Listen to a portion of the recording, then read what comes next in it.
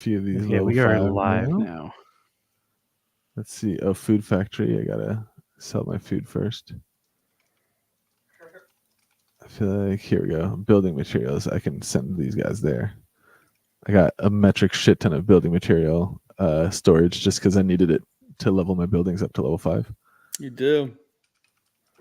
So here we go. Boom. 1, 2, That's 3, the hustle from us. 4. Oh wait. I think I have to wake up some of my guys here.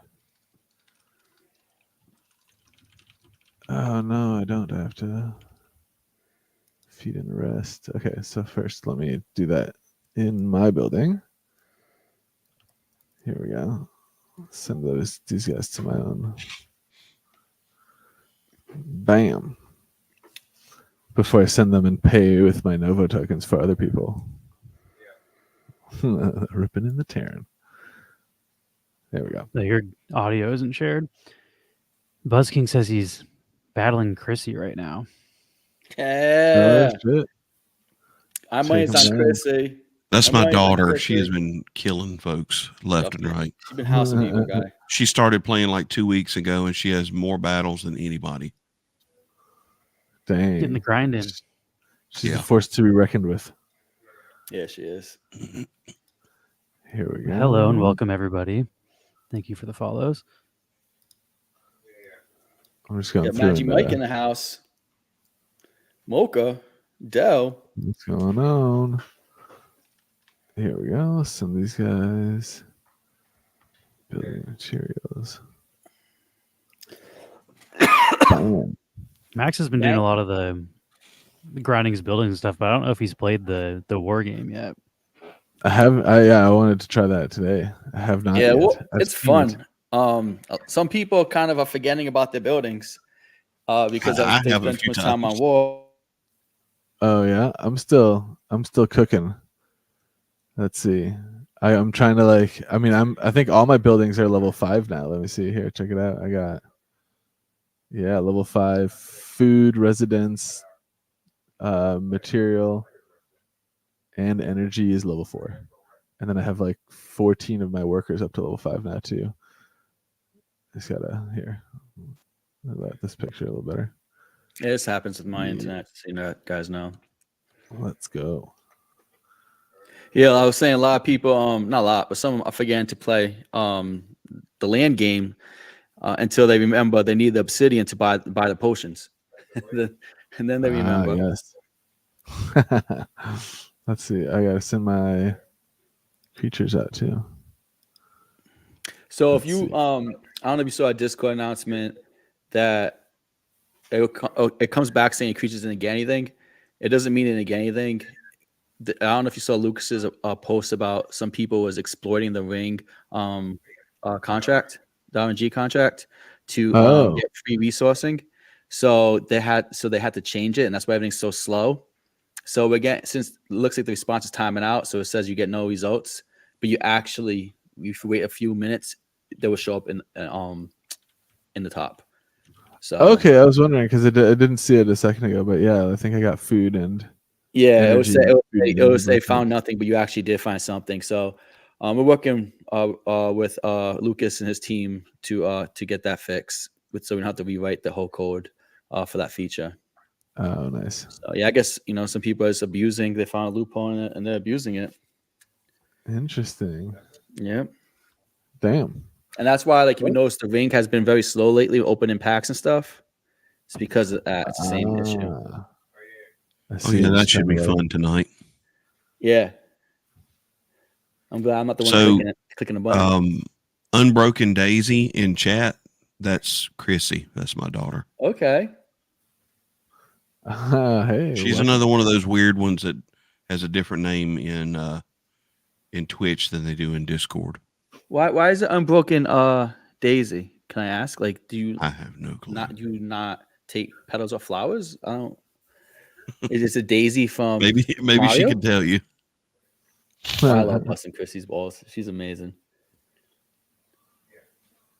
Nice. We got Bro Collectors in the house, and everybody, thank you who's been helping with Interverse. Right now, it looks like we're in first place. I know that our buddy Carl, who jumped, he just hangs out with us during Interverse tournaments, but he's been putting in work for us. So thank you, Carl. You're probably sleeping now, but I really appreciate you. He doesn't know it. I tried to get a hold of him. He doesn't know it, but we gave him a spot in this pack break tonight. He deserves it. That guy deserves it, bro. He's gonna be excited Oh tomorrow. no. Yeah, anyone who's new to the pack break too, if you're ever like consider ripping any Novo packs, the pack break's definitely the way to do that. Yeah. It's super fun. Plus you end up getting like way more of what you're like hoping to get. Yeah, and the price of an entry is the same price of one pack. So yeah, it's just like if you go on a run, you get like 5 packs of price at one plus bonuses. Right. If you're gonna get a pack, you should absolutely do it through the pack break because that's super like the way to go. It's also more fun to do it together rather than just pack breaking on your own. Yep, and if you open a bad pack, you can blame myself or Franklin.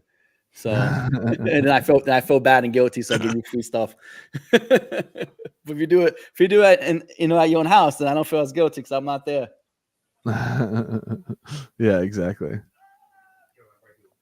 And you can leverage the guilt into better pack results.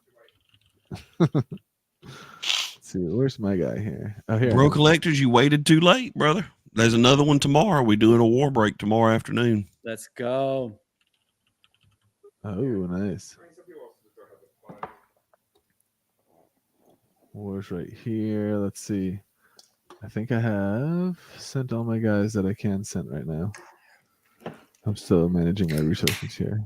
Yep, shift ends. Cracking at DC, guys. What do you guys know about that DC? Oh yeah. Let's party. I never quoted DC, but there's this Italian guy on TikTok with like dark hair and glasses. He does food reviews from like New York. He always goes to DC, so now I got code at DC. DC. I can be influenced very easily by social media and by packaging inside of Target. Like I buy my deodorant and my shampoo based on what package I like the most. It has nothing to do with the smell or like I know no deodorant is going to stop my pit stains. So if the packaging looks good, you got me sold. That's why I don't go to Old Spice. I don't like the packaging. That Dove for Men looks kind of like slick. That always gets me. Always. Oh gets me. Yeah. Max rocks a like 5-in-1 soap that does everything. We've had disagreements about whether you should have separate shampoo and soap, but you gotta have separate shampoo and soap. You don't do that? Dr. Bonner's all day. Really? Dr. Bonner's. He brushes his teeth with it. He does everything with Dr. Bonner's. It's like a 9-in-1. Man, I got look up this Dr. Bonner stuff. It's like 18-in-1, dude. 9-in-1 is for chumps. God. Like for my kids, we use Johnson & Johnson baby shampoo for their body and their hair, but for me, I got different soap for my face. Dude, you got to get into the beard. Dr. Bonner's. You need to get Dr. Bonner's, either the peppermint or like the eucalyptus, but that has like this tingle that it like leaves. You know how like a mint leaves your mouth feeling like it's almost like like a burn to it. Like it leaves that burn like on your skin, and you just feel fantastically fresh and minty. So you said 18-in-1, so you can use it for like your clothes washing detergent and dishwashing, motor oil, a little bit of everything. Just use it in everything. Exactly. Do you have that big like tank of it? I'm on the website right now. There's a whole no joke. I buy the gallon, and then I have like a pump, like just a stainless steel like pump thing that I refill myself. So I'll like buy a gallon, and a gallon of that lasts me like 7 or 8 months, and that's for like soap and shampoo and. It's sugar. Fuck. It's sugar soap. Whatever. It's sugar. It's sugar soap. What is sugar soap? What is sugar soap? I would think like ants come to you afterwards. It's like what is it? It's Castile soap or something like that is the name of it. It's also made from like the pure Castile liquid soap. Okay. Yeah, it's made from like organic and like fair trade sourced stuff too. Like I highly recommend it. I love it. Like not even sponsored or anything by Dr. Bonner's, but man, I would. Maybe one day if we. One day. Well, I never got a recommendation on soap before, so I'm very interested in it now. It's like, yeah, I'll try it. I really like it. Plus, like I said, it just makes you feel very clean, like the like tingle and stuff it leaves on you. I love it. And peppermint's an interesting smell. Peppermint is, I think, my favorite of them. They got almond. They have a bunch of like scents, and they're all really solid choices, but I feel like peppermint is the best, especially for that tingle. Like Smells Also, like it feels the most appropriate for peppermint to have that tingle. Love it. So it's good.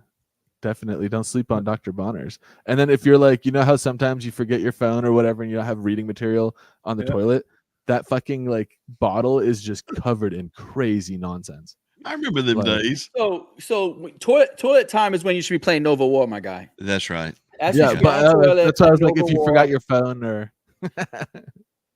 if you forgot your phone, clench it down and go get your phone.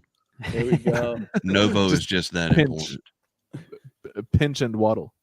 And Dell says we need some Novo soap to go with our Novopangea candles. We'll talk to Nick. Maybe he can make soap too. He got the candle smelling nice, but we need to get the What scent is the Novo candle? Each realm has their own unique scent, guy.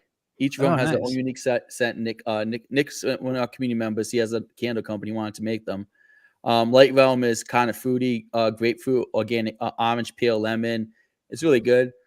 Shadow Shadow tastes like, smells like camping.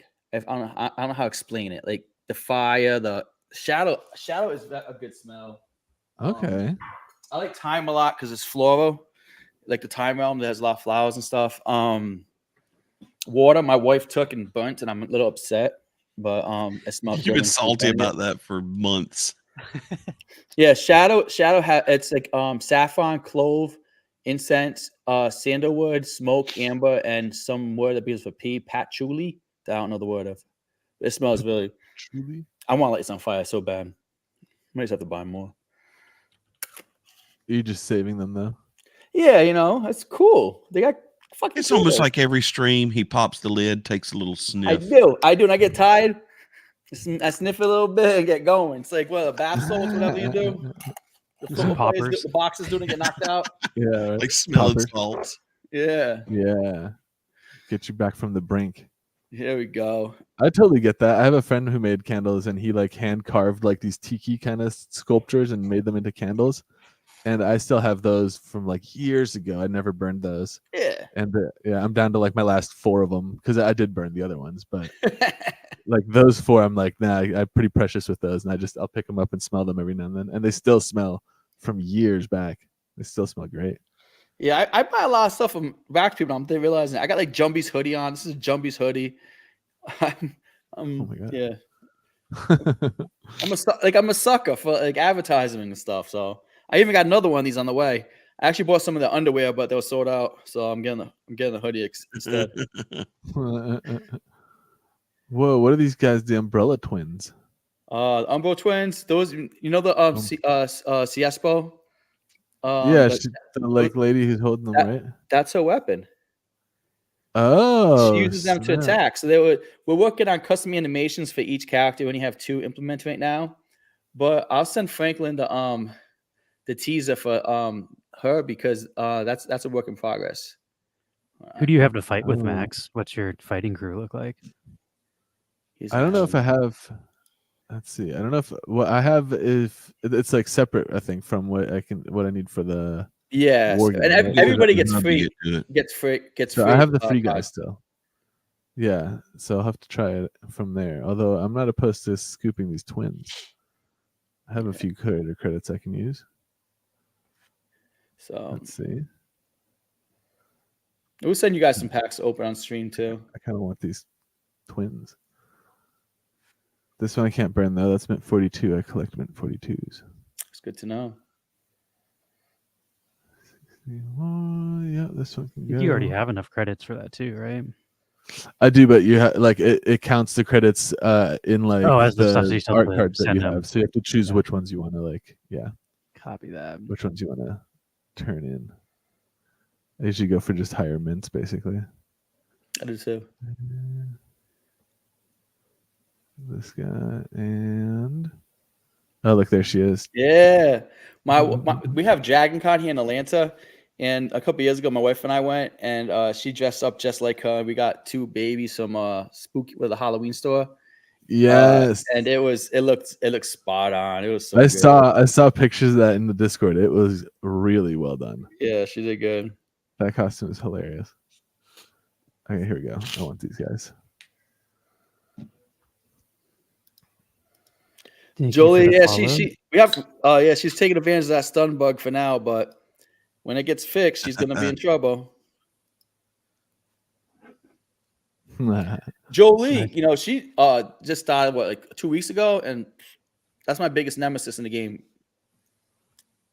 We always go like family rivalry going down. Oh, we do have a rivalry going on, and you have no idea who's gonna win. You really don't. Nice. I see, Franklin, you shared your screen. I'm gonna pop that in, Max. If you want to. There you go. Yeah, I'm just scooping. I want these twins. I haven't even tried the game yet, or I just want the twins. And everybody, same deal as always. If you are playing Novo War and you take a picture of the game while you're playing it and put it in our stream, we'll give you a spin on the wheel. And everything's a NFT, is a Novo War NFT or packs of anything around. I've got that wheel already ready, Mike. We need to get rid of the legendary loot forest, and we got put. Wait, don't I owe your daughter an epic Arc Persuader? I already sent it. You sent it, and then put an epic Arc Persuader on there because I have another one. Then, so we gotta get rid of the legendary loot forest and add the Arc Persuader. Dope. I know. What was I gonna say? You said get rid of the legendary Ludoforus. Mm-hmm. There's an epic Ludoforus. No, it's. Oh, you must have an older version, so that's fine. I probably do. All right, that's fine then. Yeah, because there's the epic Arc Persuader on there, and there's the epic Ludoforus. Yeah, I got a good amount of Woofy tokens too from the NFT airdrop for just holding Novopangea assets. I didn't think you made it. I thought so because I checked the checker and it said that like I got a bunch. I don't know exactly. I guess which collections. Here, it can't be us because was it not? Like at the very end, like the whole time. Yeah, but I heard that we got it, and then I heard somebody else say we didn't get it. At the very end, I believe we got like 22 or 21 because some dead projects came out of nowhere with a whole bunch of sales at the very end. And I don't know, they could have booted them. They could have got rid of them and didn't count them. So that means I might have some also. I feel like they should have done the snapshot without announcing it because I feel like you guys are like almost always. You're always on the top 20. Like that's what I thought too. I was like, yeah, that's what they should have done. They should have done the snapshot without telling. It's been like, hey, the top 20 get it, and then there won't be any gamification. There's definitely a bunch of like manipulation of collections that had no volume for months and months and months, and then suddenly they're doing thousands of dollars a day. It's like, yeah, I don't know if this is the best way to like attract legitimate communities, but no, I've had a few conversations with them about something. Like I was upset with the whole custodial wallet situation because I was like, hey, I can send you everybody's wallet and how many assets they have, but in our game wallet because a lot of people were going to be unstaking everything, and that's disruptive. It ruins the gameplay, and then that also encourages people to downsize their inventory. Because it's already out of my wallet. I did all the work. Might as well just put it up on the market to see. You know what I mean? Instead of going back in the game. So I kind of gave them my 2 cents about that a few times. Yeah. It looks like on the leaderboard page of their Discord, it says Novopangea was in the 20th spot. So hey, they probably booted somebody. Oh, good. That's nice. Yeah. Awesome. So I was gonna say I definitely got like a decent amount of extra like tokens. I'm now over 1 billion or something getting from that wallet from the airdrop, and it definitely wasn't even close to 1 billion before. So I was like, yeah, definitely got something from nice these NFTs. Yeah, so nice. looking at the leaderboard page, it looks like Novopangea is in 20th place. Good. Right above Music Mogul and Wax Apes. Those got pushed out. Wow, I think the leaderboard page is out of date now, though. If you're looking at the old leaderboard, like updating still or something. Yeah, I think it still updates. I don't think that's. Oh damn! I was trying to look because I looked at the checker and it says from 8 collections, but I can't like tell what 8 collections. Oh well. Well, either way, I saw you on the top of that like a formal announcement of. I didn't see a formal announcement. Well, that's what I was waiting to see if they was actually going to make a formal announcement and said, "Here's the top 20." Right. This is written in stone now. And I know Wax likes us, so they would do it. They would I know they like us. They have no ill will towards us. So. Is that an earthquake over there, Max? They could be. No, I just kicked California, my bro. cable here. All right, so y'all got my screen shared. So the easiest way to get into Novo War is if you're already playing the economy game. We added this extra crossed spears here, and the icon says Novo War. And if you click on that, this is where you can actually import your heroes and your weapons. All of mine are already in the game, so I don't have any to import. But this is also where you can withdraw your heroes and weapons out of the game, and then you can import your resources here. So you're actually transferring Novo and Obsidian from your economy game wallet into the game, since the game is off chain. And then you can come over here and withdraw them back out if you want to. This actually shows that I have 141 Obsidian, Novo, and 1,810 Obsidian. And then when you're ready to play, you just click Play War, and it's going to bring you to this screen here. And this is essentially the dashboard for War, for you to make your matches. We're going to hope that everybody's in here making matches and getting in the queue, so that we can show this off. Can you go over the profile section real quick? The up here, yeah. Add weapons and stuff. Ike says he's waiting to post a pic, but he's waiting for Yo Creati to take his Oh no, turn. I'm beating him right now. I'm focused. Oh, are you? Yeah, he's getting smoked. So if you click your picture up in the top left corner, it brings you to your profile page where you can see what level that you are, your home realm, your league rank, win-loss percentages. So in Training Grounds, I am rank 22, and in Abyssal, I'm rank 14. And I'll show you the difference between Training Grounds and Abyssal in just a minute. But here I can see all of my heroes that I've got in the game. I can see what rarity they are. These are all the filters for trial cards, common cards. I can see I don't have any common cards. I've got uncommons, rares, epics, and I have no legendaries and no mythics. And then you can change the filter and actually filter by realm as well. But you got your heroes, then you've got your weapons, where you can see your weapons. On your heroes, you can also click on the hero and actually see the stats over here. Your heroes level up, and this is where a lot of people, we've had some folks that say, they come in the game and they get beat, pretty quick. They've got, we award experience points for your heroes even with losses. So even when you lose, you're getting a portion of points to level your character up. And every time your character levels up, you're gaining more hit points and more mana points, to make that character stronger and last longer. Like my highest level one of my go-to characters is Dreven Blackthorn, and he is level 6, and he's only a rare, but I can hold my own against a legendary, a mythic, or a mythic that's fresh in the game. So we built it like that because we didn't want people to be able to just go buy a whole bunch of mythics and just steamroll everybody. Wanted it to be competitive with everybody. So this definitely makes it competitive. Does the level progress on the character, if you were to withdraw it from the game, would that reset the progress, or is that like a mutable attribute? It resets the progress, doesn't it, Mike? Oh, no. So what I'm saying, it still says level 6, but this part resets, right? No. Oh, I see. So the progress from the level to the next level, but the level, full level progress, saves as a. Is that right? No. So basically, the way we did it is each level is a different template, and we did that because of our learnings from skill workers and buildings. When we have in our skill workers and buildings, we have the levels as immutable data. However, all the secondary markets look at it because the same template to look at level 1 skill worker and level 5 skill worker as the same exact value. So when you look at the history of a level 5 skill worker, it's going to be like, well, it just previously sold for like $4 cheaper. Well, that was a level 1, but you can't tell the difference. So the way we had to do this is right now is we create a different template for each level. So if you put in a level 1 hero and you up him to level 5, then when you export him, you're going to be exporting a new template at level 5.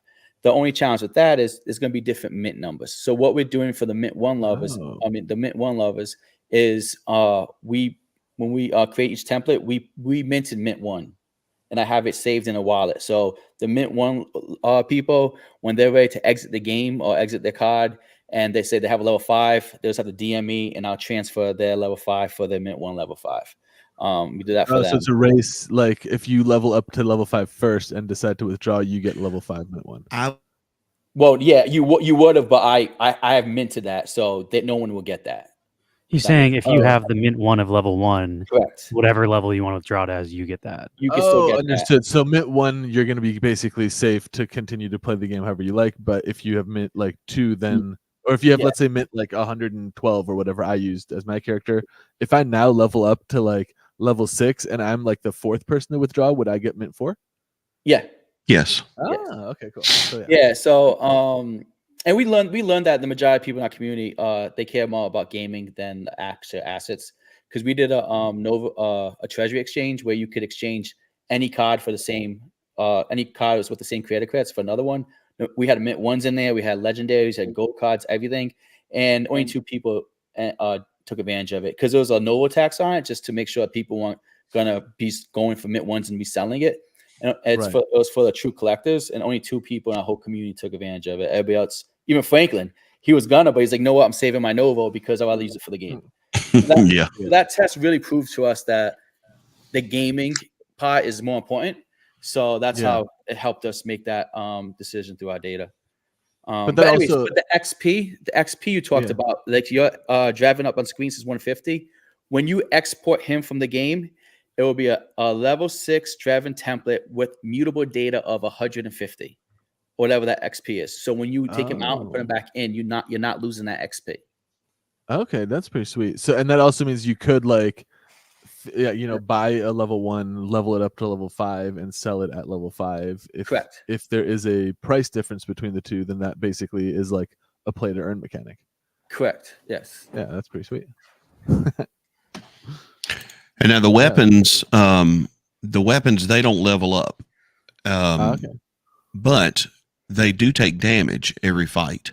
So every time so here's the durability. I have 4 out of 4 durability. Once I use this in a match, I can use it through 4 matches before it is quote unquote broken, and I have to repair it. Right now it's fully repaired. I actually in preparation for the stream, I went ahead and repaired everything. So everything's fully repaired. 8 out of 8. The higher the rarity, the more durability it has. Also, you'll notice one of the big things that our players like is it has 4 out of 5 attacks. If I scroll down here, I can actually add an attack to this weapon. So right now it has 4 different attacks, light beam, and it shows there what light beam does. It has a damage cost, or how much damage it does, the mana cost, which is none, and it does elemental light damage. Then you've got Solar Bless, which costs 30 mana points, but it blesses 2 allies, increasing their magic defense and their regular defense. The Disintegrating Light does something else. Solar Burns, which is one of my favorite attacks, unleashes a wave of radiance, damaging and burning all enemies. So it does a damage over time tick on all the enemies. So every turn they lose 10 hit points to burning damage. But what I can do is I can click Add Attack, and now I have a selection of 9 new attacks that I can add to this weapon. I can add 1 more attack for a NOVO cost, and it will actually change the attribute on the weapon so that when I withdraw when I withdraw the weapon from the game, that attack will be added to this weapon. And with the rarities of the weapons, the higher rarity, you have more attacks and you have more slots. So basically, so if I go to an uncommon, I've only got 2 attacks, and I can't add anything else. And with this legendary, he has 4 attacks and 1 open slot to add attack. With the mythic, you get 4 attacks with it, and you have 2 open slots to add 2 more. Yeah, so, here's my rare. My rare's got 2 attacks, and I can add 1. Yep.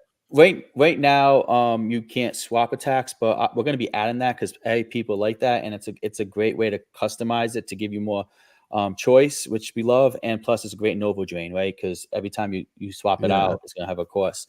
a Novo course. And again, this is mutable data. So if I export it and import it, bada bing, bada boom, it comes back with it, and you can buy one second day with certain attacks on it. That would still be the same template. So, you won't know the difference if there was one added or not, unless you look at the mutable data. But, you might get a little surprise. Yeah. Is there a strategy to like team composition? Like, 100%. are certain realms stronger against certain realms? 100%. It's in our game guide. Yeah. It's in our game guide. We have everybody's strengths and weaknesses. It's on fandom. And we also have different items you can have. He's gonna go over the different potions you can bring in battle too. And so next week we're gonna meet with the community though, because we need to kind of adjust some things. But yeah, I had trouble going against space. I was always getting smoked, and so I had to build up my.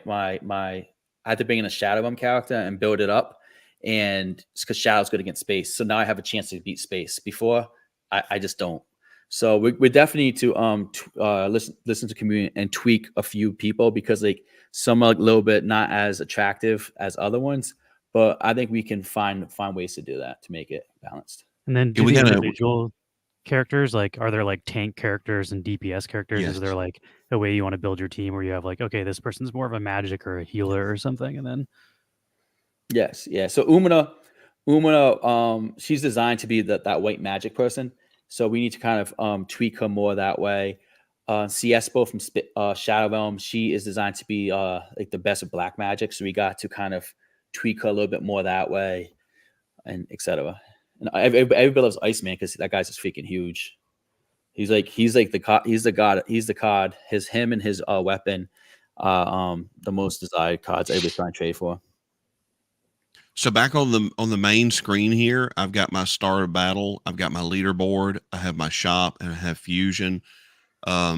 Quickly fusion. That is essentially just blending. You can blend common characters into uncommon, uncommon into rare, and rare into epic. If you have four of the same character, so I don't have four of the same character, but if I did, I could click, here, and I could add 4 into here. It would give me a Novo cost in the middle, and I could click the button to execute that blend, and it would lock these 4 together, flip it around with a neat little graphic, and give me an epic Umina instead of 4 rare Umina. And does that go on? Oh, go on. I was gonna say, if it does it account for any of the leveling up you did for the characters you're fusing, or would you want to do this to level 1s? Goes back to level 1. Gotcha. And same thing with weapons. If you added attacks, you lose attack. One thing to know about weapons is common weapons. You get 12 uses and then they're broken. You can't fix a common weapon. Right. But with that you can't said, repair those. With that said, blend them. it could be out of weapons and broken, but you can still use it to fuse. So it's not like an unskilled weapon where it disappears. You can still say, you know what, it's there, and you can still use it to fuse. So that's a cool thing. So it's like the move is if you're doing it like minimalistically, you could get yourself a common weapon, use it till it breaks, get another one, use it till it breaks, do that 4 times, and then fuse them together. And then blend it to an uncommon that you can just repair. Yeah, that way, you can really just play the game slowly. Like we said, we give you 3 trial cards, heroes, and 3 trial weapons that you can use to play the game, and you can still get Obsidian and Novo from it. Yeah. So then you got the shop here where we've implemented items that you can use in the game. So you've got different quantities of health potions here. They restore 50, 100, and fully restore. Same thing with mana. And you can use these in the game. Then you have holy water, which will actually resurrect your character. And resurrect it with 20 hit points, 100 hit points, or back to full health. All of these things have an obsidian cost. Devastating. So then these right here are all buffs that you can use in the game, and you have an opportunity to actually apply some of these when the match starts. So I can add 10 brute boosts and 10 nebula boosts and purchase those for 30 obsidian. And the great thing about this, well, there's a misconception that people will battles to go on forever because people will use 100 items. We pulled the data. Only 5.8% of battles had people who used, at least one person used 4+ items in a battle. So with that said, not too many people are abusing it. I think there's like an unwritten code not to use more than 3. But we haven't implemented it. If the data show that like 15% more we're doing that, then we would probably spent the engineering hours on it. But right now, there's bigger fish to fry with those engineering hours. And on top of it, this has been a great obsidian drain, because you see people now care more about winning, getting the XP and the ranking than the actual obsidian Nova they earn.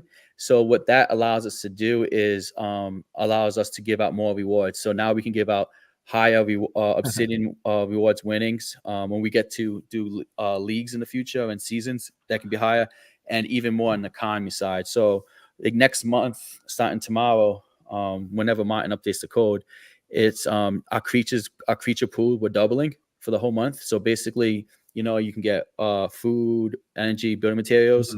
You're gonna have the same luck, but they'll come back with double the amount. We're doing that. Oh, shit. Yeah, we're going to be adding for unskilled workers and level 1 skilled workers, hopefully to get more people coming in. I've pulled an unskilled worker from my creature before, Nice. right? Is that okay? That's possible already, right? Yes, 100%. definitely. Yeah. Okay, I was gonna say I definitely have gotten one. Oh yeah, we people have pulled mythics, packs, PFP, some other communities. Fuck. Oh, Yeah. I was stoked about the unskilled worker. Okay, so there's higher sites to be set. I bet you so right now, a lot of times you don't see it in the display, but it goes right in your wallet. Like Mocha yesterday said he has his creatures hasn't found anything, and then Franklin looked at his wallet. He got like 16 different NFTs pulled. Oh my god! Just year to date, he got like a couple, 1 Wax Wolf, 3 ACK Alien PFPs, and a lot more Nova stuff. So there's a lot of goodies in there. Yeah, get it. Yeah, but in addition, so our unskilled workers and level 1 workers, we're adding 25 more resources per shift they'll mine for. So hopefully that can help us attract newer players, because we need to increase our rewards for our newer players. Our level 5 players who have skilled workers, they're earning. I know that. I hate to say the word earning. They're getting rewards to replay the game. I know that. But those level 1 people, so this gives opportunity to test that. And we're also going to be doing throughout the month of March, each week, if you play 50 plus battles, whether you win or lose, you get 1,000 obsidian. So you can easily lose, play 50. And we pulled the data of how many people play throughout the week, and 50 is very obtainable. Ooh. So yeah, you can get 4,000. Is a lot. That's a lot to like grind for. For that's a good goal. Yeah, we've been very, also asking go on. about the potions. They're one-time use. Are they consumables? Yeah, one time. Yes, one-time use. Yeah, and the cool thing, like our token's been live for a year, and we've been pretty damn stingy with it. I'll be honest with you. It's because the economy game is very inflationary, but now we have fun, good negative drains, and that's something I've always preached. So now it's time we can really kind of offer a lot more rewards now that we're a lot more stable. So yeah, I'm excited for that. That's true. Definitely There's been a lot more draws. Cool seeing the evolution, because I remember hearing about when I first heard about Novopangea, it was just like, look at these really cool art cards. Like eventually they're gonna have a game. It's gone from being like, oh, there will be a game, to like, okay, now there's like the farming and upgrading and tech game, and then now there's like that turned into PvP. So the stuff that people have been working on for years is now like a functional tactics game, which is super cool. It's like kind of reminds me of like Final Fantasy Tactics, or like even like Pokemon with all the elements and like 100%. Final Fantasy X is my favorite game ever. So that's the biggest inspiration to this. Like Umina, I look at as Yuna, and I can relate everything back to Final Fantasy X in a way. Hopefully they don't come at me. But I absolutely love that game. And now that I'm kind of excited. I'm not the biggest Wi-Fi supporter, but I'm actually excited they're doing it, because this is making Wax the bridge to Solana for the token bridge. And I've been talking to Lucas about that quite a bit, and he's keeping me in the loop, because when that comes live, that's going to be our first step to get Novo War, since we built oil off chain. That way we can have our token with Solana too, as well as War with Solana, so they can import it and export it. And then it also opens us, since it's off chain, to just have like email sign up, and so anybody can play who likes the style of gaming, and the whole blockchain will be in the background that you don't even know about. So that's how it should be, I think, as far as blockchain too. or Web3 gaming. So it's like that's great to hear, like the trajectory. And again, like Lewis said, it's fun to also have like been there from like the everything on chain to now the like off chain gaming section with on chain asset ownership, which is like, obviously you kind of like being a pioneer in that kind of Web3 gaming space, don't have a handbook to go by. So you're like figuring it out as you go. Yeah, and there was a lot of frustration points, but we stuck with it. One thing we got to figure out though is like if we just for the Web2 users, like do we just sell the same assets in the game for a lot cheaper, but they can't be exported out? Right. There's like we got to figure. We don't have any answer for that yet, but those are kind of the questions that we need to figure out. Relatively soon. Before we really implement that, because you can't have the same prices we have for some of the NFTs that are not actually going to be, you don't have the ability to go resell them. Yeah, that's true. That's also a like kind of crux between like working in the Web3 versus like onboarding a Web2 crowd, is that like Web2 gamers don't pay or don't expect to pay anywhere near or at all for gaming experiences what they pay on Web3. Like, it's like not abnormal for a Web3 like gaming access thing to be like $50 to $100, whereas like you can play a lot of Web2 really like AAA major titles for free. And that's like where the bar is set. So it's definitely hard. Like it's unrealistic to onboard people at Web3 prices in the Web2 space. So that's definitely an interesting challenge. We'll have to find that little we'll find something. We'll do some testing. We'll do some failing, and then we'll figure it out. I feel like you've been doing it so well, like this whole time. It's like you said, you've been very stingy with your token and stuff, and it's just like, I don't know. I want to commend the approach. I think it works. We're stingy on purpose because we didn't want to fuck ourselves over, and that's why we haven't done the taco meals and the steak in, because that, in my opinion, that causes inflation. But it's great because people want to hold a token on more, but we could have like triple the amount of liquidity out there right now, but then our token would take a hit. Right now, like we have had 3 million Novo being either put back into the game or being purchased on Nifty with assets. So we've had more Novo being in-game drains than we have out in the public, which is pretty cool. That is really cool. I'm going to start a match while we're still talking. Oh yeah, let's see. I'm gonna watch this first one, and then I'll try and join in with I have a weapon, and I guess I have the 3 trial characters I can use. So you can choose between Training Grounds and Abyssal Pit. Training Grounds currently doesn't cost anything to enter. We're working on getting this going here where you can watch an advertisement for entry and then put a small fee here to enter. Prize is 25. Over here, Abyssal Pit is 125.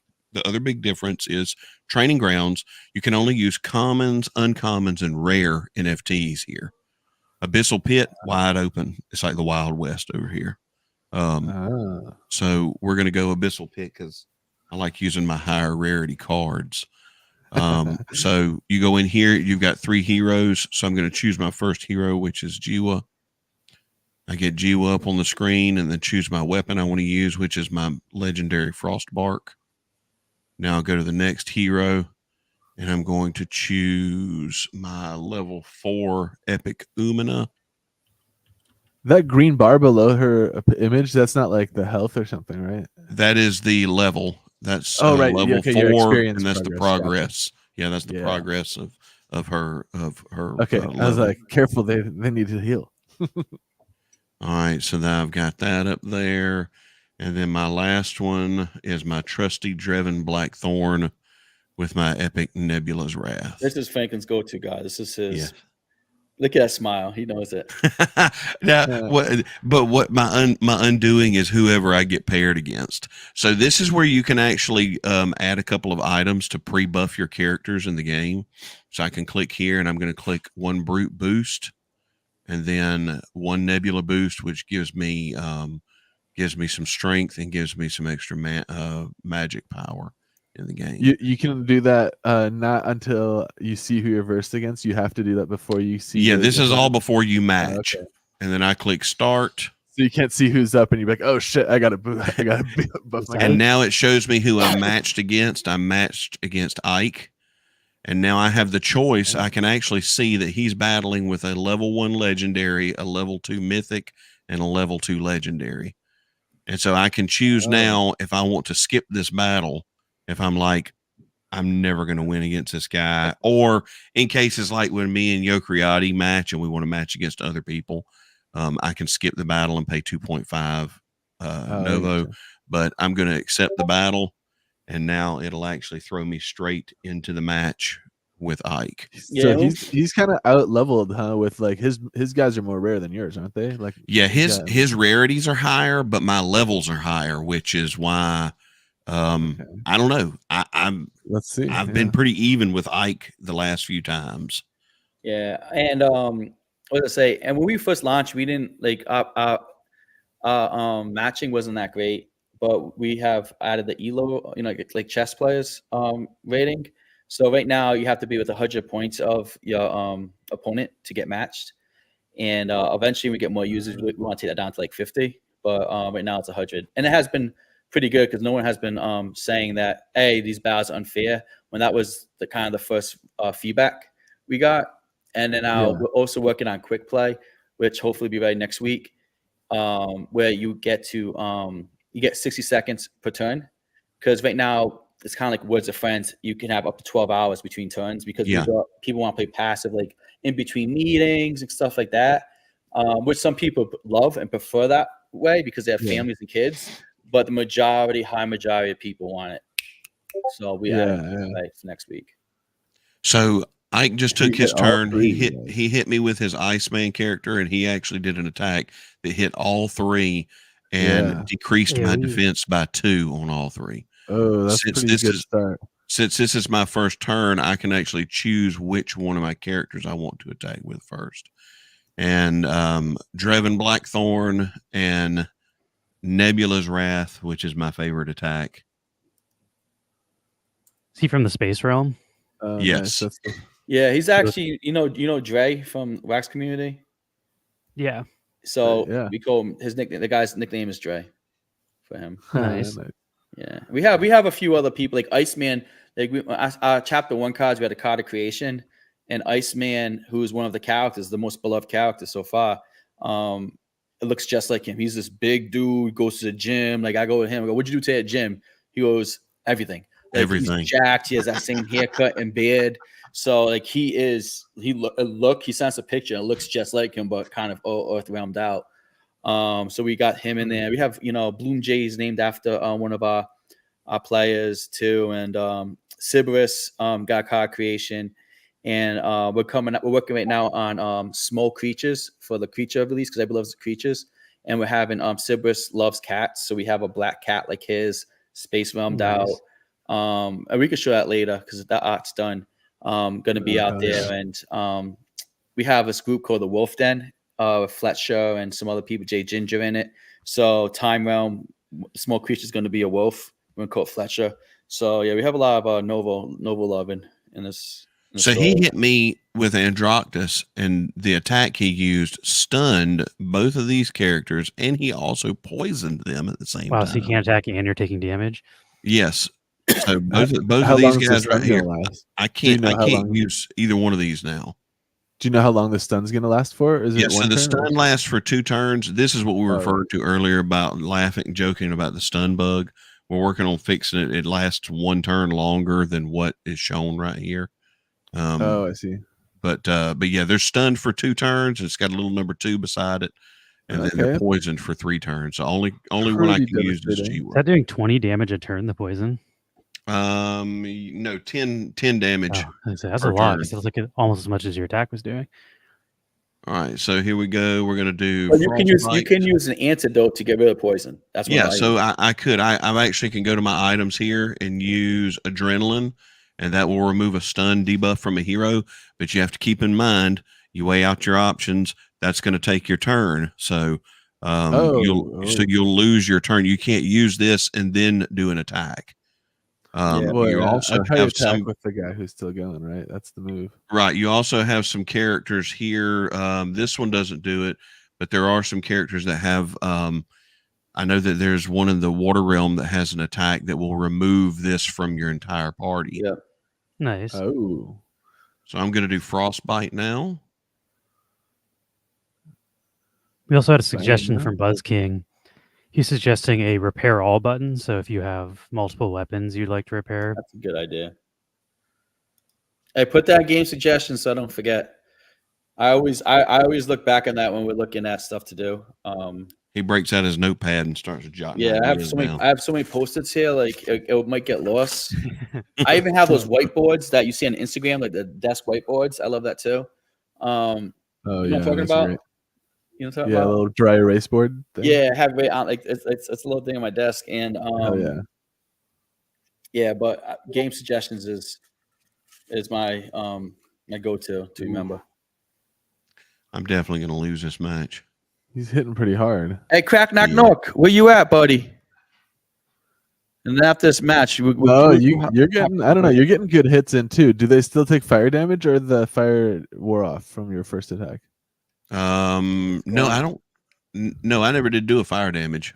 Oh. Uman is the one who okay. does the fire damage, and she hasn't had a chance to hit anybody. She's Oh, dead now. no. So Oh shit!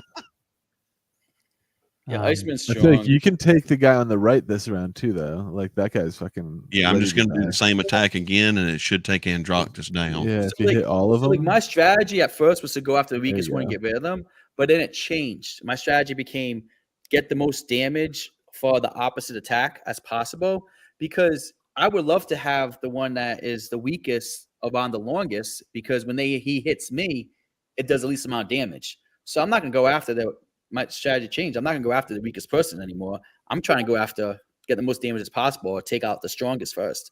Or what a lot of people do, they'll stun the strongest. You know, whenever they can, isolate him, kind of like basketball. You kind of isolate that guy and let the rest of the team play. Yeah, I feel like you're not necessarily losing this one. He's hitting you, but it's not like super hard, and you're keeping pace. Chris is Right? also Yeah, asking, look at- who can this. match with 877 in training grounds? Come fight me. I might be able to, buddy. And now we'll see if Ike decides to just continue on or use a potion. Or Right, he could still use a potion. or he could have you have weapons that have healing abilities. Yep, I have revive on one of my weapons. You have weapons with a revive. You can revive a person with just the weapon. Damn. Yeah, Mhm. it would take a lot of MP, and you might not get as much HP when you revive them as you would a potion. But Still. but you have to Right. you have to pay Novo to put that weapon on your that attack on your weapon though. Yeah, see, he just healed his Iceman all the way back up. Oh shit. But you So got now, because his Iceman hit so hard, I'm going to stun him. Stun him, Franklin. Get him. Stunned. He won't Got swing him. now. Got him. so now you got 2 turns. The other guy doesn't hit super hard. I feel like you can kill the other guy before the stun wears off now. Yeah. I don't know. I feel like you can still take this dude, especially if you like potion up too. All right, Mhm, Chris. thank you. I'm matching you, buddy. Let's do this, homie. Buzz King Yeah, also so says so that we tried to make sure that one of the big things was, and we talked about this a lot, was we wanted a lot of strategy involved in this. See, he used something to remove the stun, and now Trip Oh, yeah. does not have an attack that applies another stun. But that was his whole turn, right? He used Yeah, that was his whole turn. So yeah. I was able to get another hit in, but now it's his turn. And I know his Iceman. I'm not sure about his Vibora, but I know his Iceman has an attack that will at least stun one if you wanted to. That's good because you can have a potion de-stun them, so you won't be screwed over. Mhm. But if you get cocky and try to be all offensive, then you might get double stunned. And That's you what get- I always end up You always- doing. That's how I don't know that. Franken always beats himself that way. Because he just does When it. I lose, it's because I always get too cocky and I just go. What is it we say? I just go flex nuts and You just. go flesh, you go hard. You're squirreling it, guy. I feel like the middle guy on the other team falls this round, right? Yeah, you can still take this guy 2-on-1 now, and I feel like you got this, even with his revive or with his full heal. This guy's in trouble. And this just right here, this goes to prove that I've got 2 epics and a rare heroes, and he's Yeah. got a legendary and a mythic and two. I think it was a mythic and two legendaries. I think so So, too. He but looks now significant. once he levels those up, They're gonna be scary. Yeah, but Yeah, that's true. It takes him longer to level up than a mythic would take longer to level up than a rare. so he stunned my Dreven, and then I turned around and stunned his Iceman. So I get several turns in a row now. Oh shit, that's kind of great actually. Smack, and then during those turns, your other guys also losing his stun down. Yeah, so a lot of people when they stun it, that's when they start using the potions to heal and stuff. Maybe they That went makes out sense. MP and they use the Yeah. potions or revive. So but everybody has a different strategy. Now it's his turn. I didn't quite get him. No, it's your turn. No, it's still my turn. Oh, this is it. I feel like you got it. It's game. End Oh, him. it's because of the stun bug, Franklin. It's a stun bug. You're supposed to get 2 turns. Oh, You're supposed to get the wow. third. Oh, you still got And you him. took Win with advantage of it. this. Ike, he took advantage of the stun bug.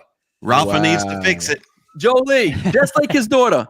Yeah. Like father, like daughter, I swear. Wow. You saw it. Yeah, there's damn. I mean, in your defense though, anyone can use it. So Anyone can use it right now. Fair That's what game I'm right saying. now. That's The what I said. meta. It's not a bug; it's a feature. Yeah. The fair meta. game right now. Damn. And so I won 125.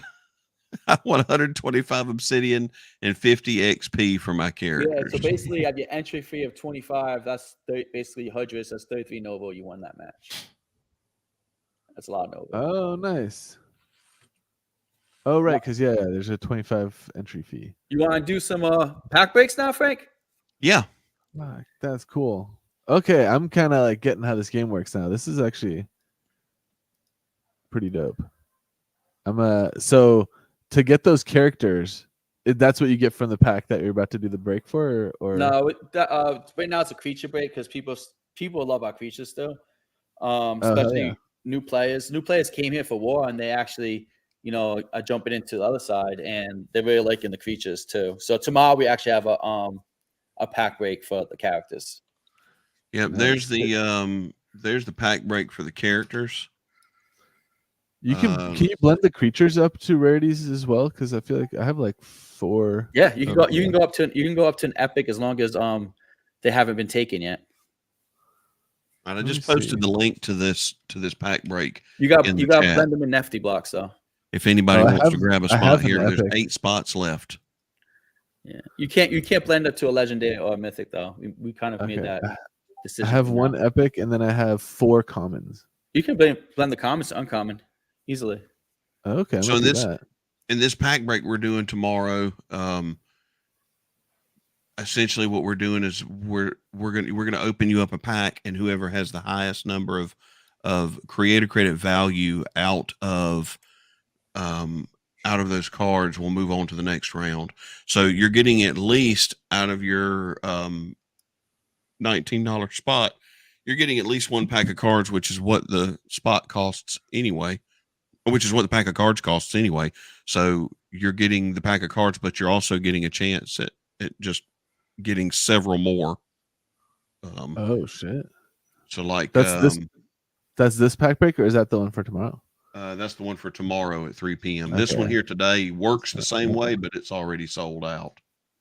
And then the one tomorrow, that one is for creatures, or is that one for? The one for tomorrow is the one for these heroes that we've been doing. Oh, the heroes and the weapons. So like our last pack break we did, you can see here, Delgnelm had several spots, but Delgnelm made a run right here and he got several packs, just for beating different ones, different opponents in there. So it worked out great for him. Yeah, and the grand prize gets 3 packs and a legendary of the choice. Damn. All right. Yeah. Let me sign up Max for this. needs I want to get some heroes. I don't have any heroes, so that seems like a great way to get some heroes. Can't you? Weren't there packs available for Novo as well? Yeah, we have all our packs are available for Novo.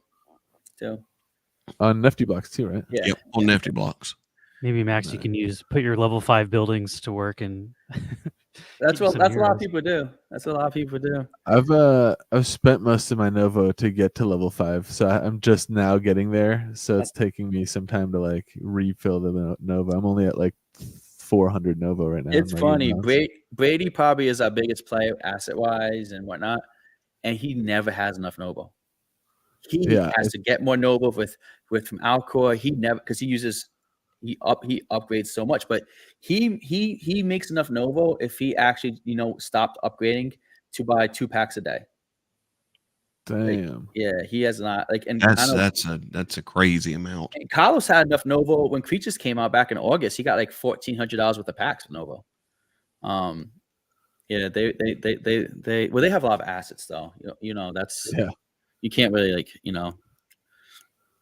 but that's cool. Even though this was a slow year for Waxed, we've had quite a few players who just that they're still loving it. They really enjoy it. They enjoy the time, the community, the breaks. So I'm very like sad. Like it's like it feels like an accomplishment to me to have like a level 5, like the stuff that I got to level 5, just because it's taken like legitimately more than a year. yeah, to like I don't have that many level 5s. I have like 2. It's been a long time, and it's like not that I'm just slacking either. Like I'm relatively consistent on it, and it's fun to like it's I don't know. I like it too. It's like tracking my progress while I'm like participating in all this blockchain stuff. Like if you're lazy in the real life for a day, like you're hungover, tired, or whatever, you just play on Noble, send some workers, and you feel like you accomplished something. It gives you that little morale boost. Yeah, it's like once a day or something. You just like pop in. It's like, oh, let me just like send my guys, sleep my guys, rest done. Yeah, Like, you did your job in the virtual world. It's okay.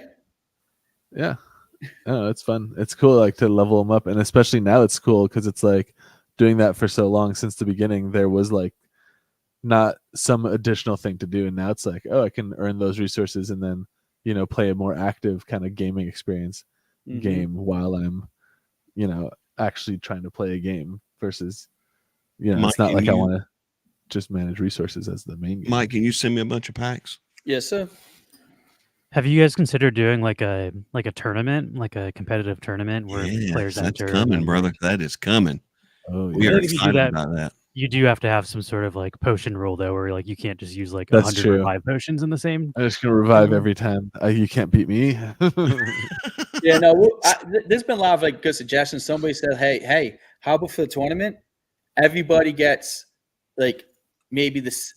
I'll pick everybody's thing is filled with like a rare character, every rare character, and every rare weapon.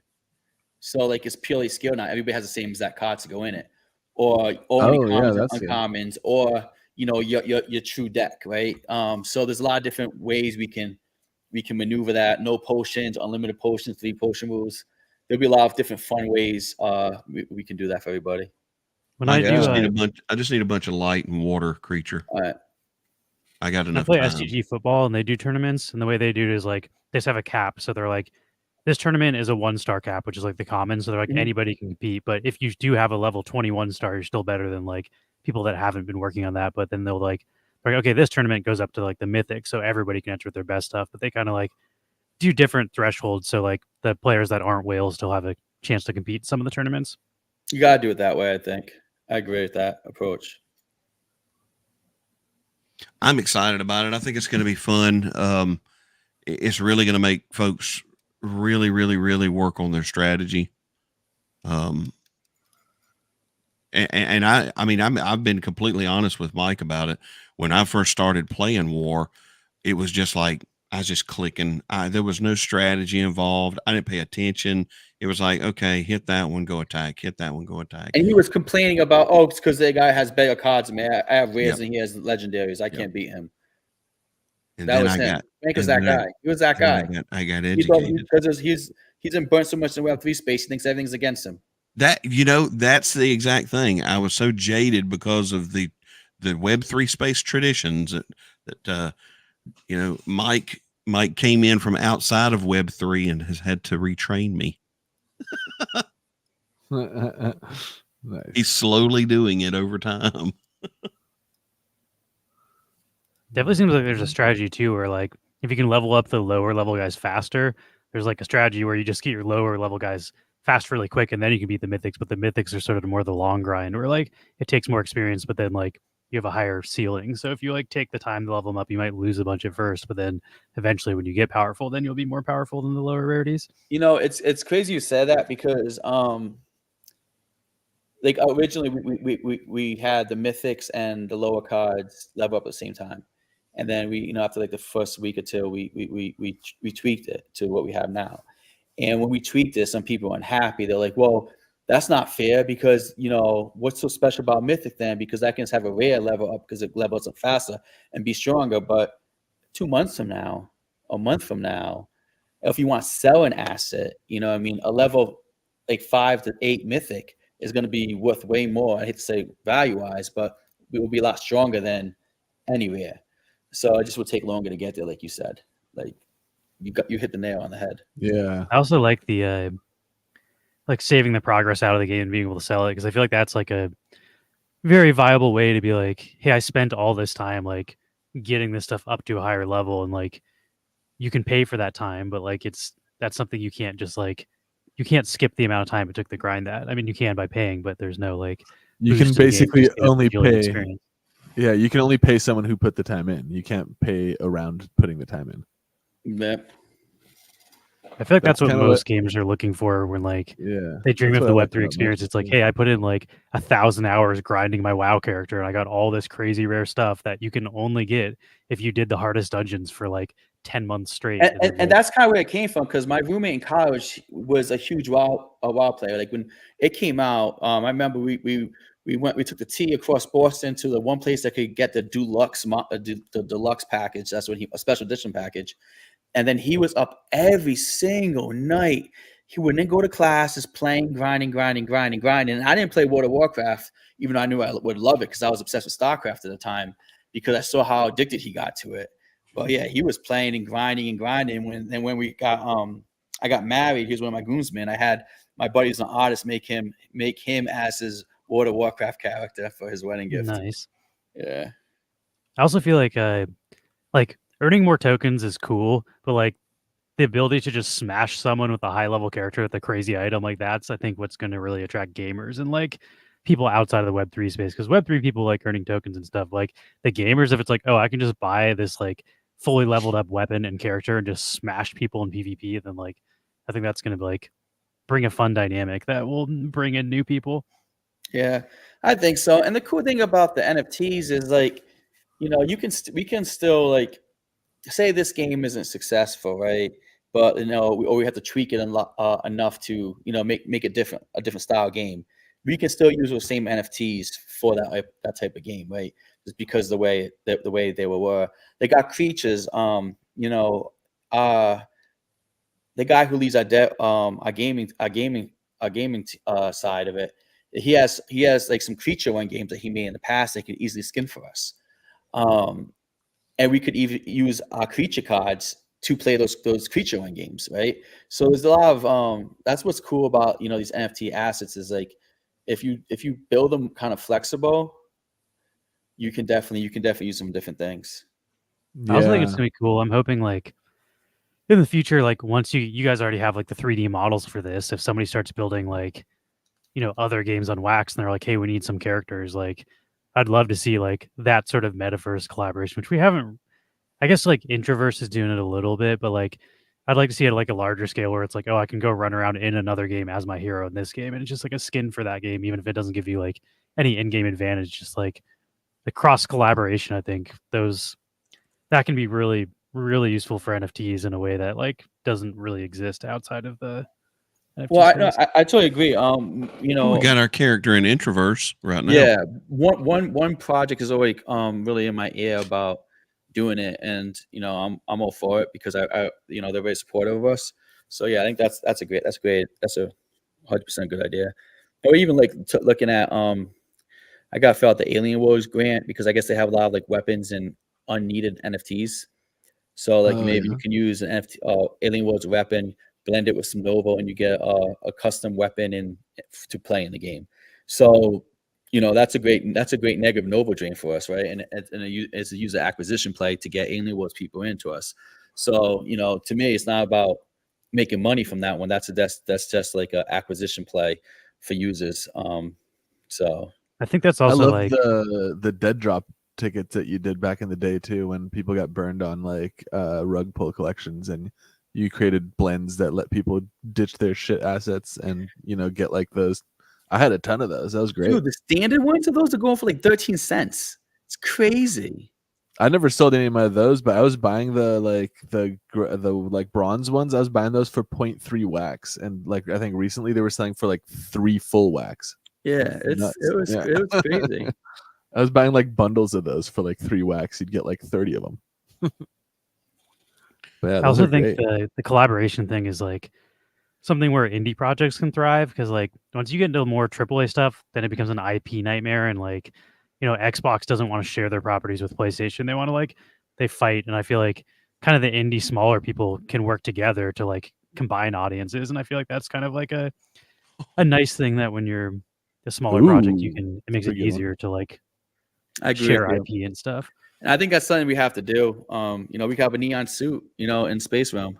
I don't know if we can make a Shadow Realm neon suit. I think it'll clash, but you kind of got that purple. I'm in Space Realm. I'm not as Yeah, active I'll as be right Mac. back. that neon swag right there. Yeah, that's true. Oh, look, you pulled the fucking good one there. Yeah, What rarity is that? Is that the? that's the epic. Okay. Yeah. Yeah, purple is the epic. I love that colorway. It's, you could say like behind the one it's blue. It's because it's Water Realm. So when you have it with Earth, when it's green behind it, looks so good. That purple and the green, that looks really good. And the purple and yellow look like the Lakers.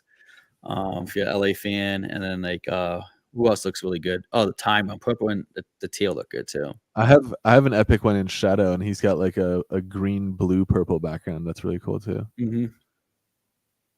They definitely I got lucky on one of my packs and pulled one like that too. Epic, baby. I'm not sure if Frank went.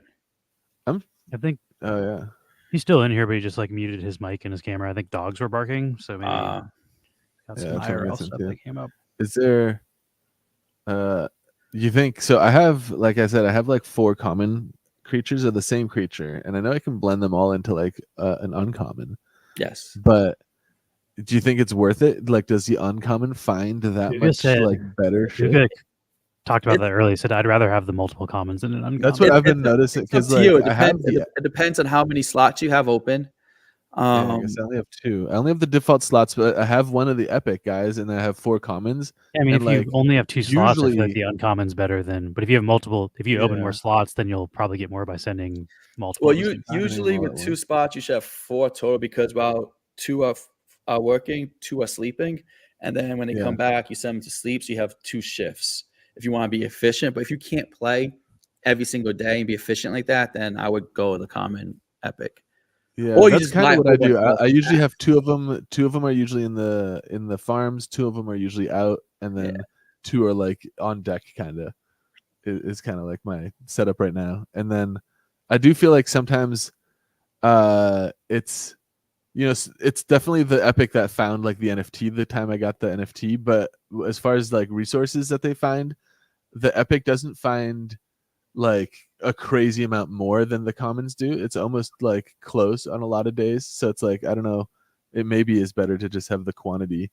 Yeah, over the rarity the of the different rarities really are more around the luck factor, not the amount they bring back. Oh, The amount okay, they bring that back makes is sense. about the size of it. So they Conceal as a large, so she will bring back more than say Tyru, who's a medium. However, Tyru as a medium would eat less food and sleep less. So I that's the see. thing. I So think we're going to be coming all out with mine are small large. ones, small ones will go fast and come back fast, eat a little bit, sleep fast, and then but they can, they won't carry as much, but you can send them out more. But that means you have more chance to find the NFTs. I see. Oh, yeah, my luck is 60. And it's a large, epic large Yeah. cost per scavenge. Well, And so I definitely- that's why right now when creatures come back says they receive nothing is because we use that luck factor against the smart contracts ring, that feature they have, because the randomizer, and since that has that huge delay right now, it's timing out and saying, oh, you came back with nothing, when you really are coming back with something. It takes longer to get it back. I see. So Just, I'm sorry, I had to bolt out for a second. Just patient. Lots is killing this this pack break. Nice. Let's open another one then. Let's do let's give away the do the spins, I Epic, guess. Okay. We got a lot of people who are playing. Hey, Greek, I'm sorry. I mean not Greek. Crack neck knock. I'm back focused now. Back to war. Who's winning? Who's winning between you guys? I think I am. Nice. So can anyone play the Novo War? Do you have to have any assets in your wallet, or is it just free to play for anyone? Free to play. You get three hero trials and 3 trial weapons. How about Panda Chin with the epic creature? Yeah, Panda. Nice. There we Let's go, Panda. Panda Did she makes win a lot though, of or our no? Panda makes a lot of our gifts. I know she's nice. I know she's been in Discord. Did she beat lots or no? Because didn't he have a Panda? I don't know. I got to go look at the mints. Oh, I'm that hoping she sucks. did. He's not Lots has losing had with an several. epic? Nope. Lots had a mint too. Oh, lots of mint manches. too. Wow, he's crushing it. But you still get the epic, Panda. She gets the epic and the creature farm. Nice. You're perfect then. All right. So you want me to do some spins here? I'm going to take and keep up with the winners down here, as a matter of fact, too. The creature farms are super popular. Like I only have one, and every time I like make it available and I want to drop my 2 creatures in it, by the time I've like made it available and I'm ready to drop my creatures, like one of the spots is already like taken. Yeah, people aren't getting as much as they did with other buildings, because people are just putting it in others. But that the land rewards, they're good for that too. Yeah, I feel like if you want if the only thing you want is a building, I feel like the creature farm or the residential buildings are pretty easy to just like. Oh yeah, my residentials get filled up all the time. Yeah, same. All right, so who is spinning for first? I need mine. Ooh. Oh, so sorry. Whoever's in Discord, let me If you'll call the name out, I'll keep up with it. That way we don't have to do post-it notes again. Okay, buddy. I still have a whole bunch of post notes to send you. Oh my god. From my stream today with Cristala. All right, who went first? Wow, the people are playing today. Hold on. They are. All right, first is Buzz King. We got a lot. You got a lot in here, so we'll do a few and get back to it. The break. What time's tomorrow's break? I think 3 p.m. 3 p.m. Okay. Is that your time zone? I've got to do that one by myself. Yes. Okay, so I think they're 2 hours ahead of us, Max, or behind us. We're ahead of you. All right, who's next? What time is it where you are right now? It's 9:22. Okay, so they're 3 hours ahead of us. So it'd be like noon our time. Who's next? Ike.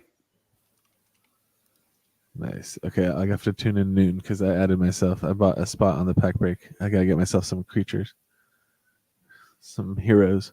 Nice. Ike gets an aspiring hero pack. Awesome. 4 a.m. here. Damn, yo, you keep weird hours, man. Oh, this is 4:20. Who's next? The Joker. The Joker's having trouble picking a weapon, but Joker, if you're still here, try clicking the T. Sometimes it doesn't work. Just click the T and maybe it appears. But this is for the Joker. Joker gets a common hero. Your system's way better than my system, by the way, Franklin. Way more sophisticated. Way more organized. Way more organized. I appreciate you. But before Novopangea, Franklin had no idea what Excel was. He had no idea what Excel was. No, I'm a spreadsheet king now. Yeah. Nice. This is no joke. All right, Nova Bros up next. Compton is up next.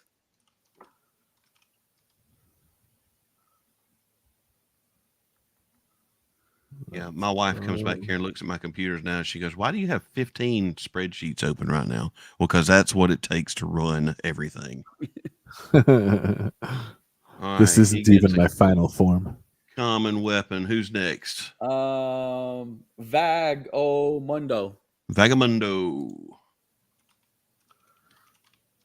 Vagamundo gets a rare hero. Nice. That's a good one. Good pull. Next is Panda.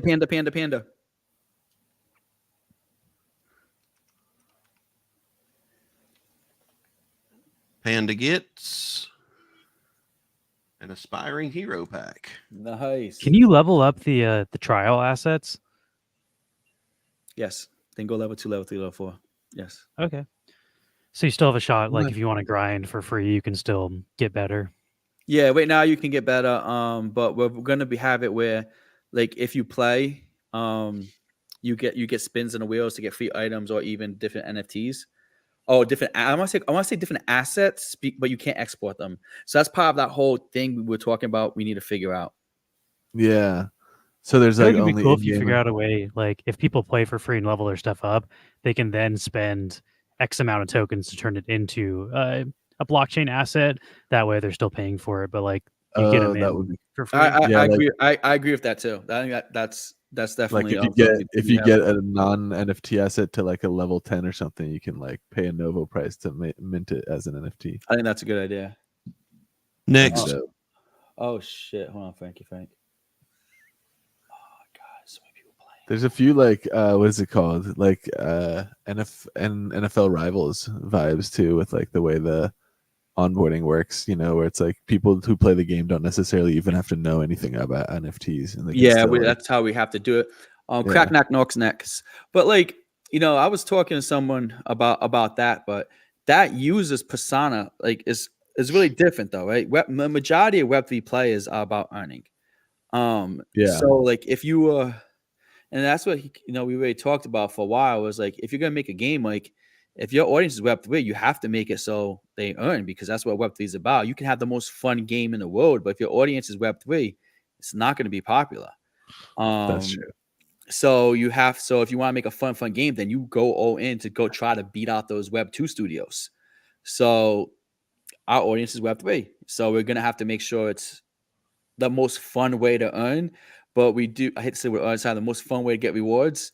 But we just gotta understand that it's a time of the user playing the game to get the rewards is the biggest metric, because people like to get the rewards fast with either no clicks, just staking it and getting it, but then the SEC would destroy us, or minimum amount of clicks. So Yeah.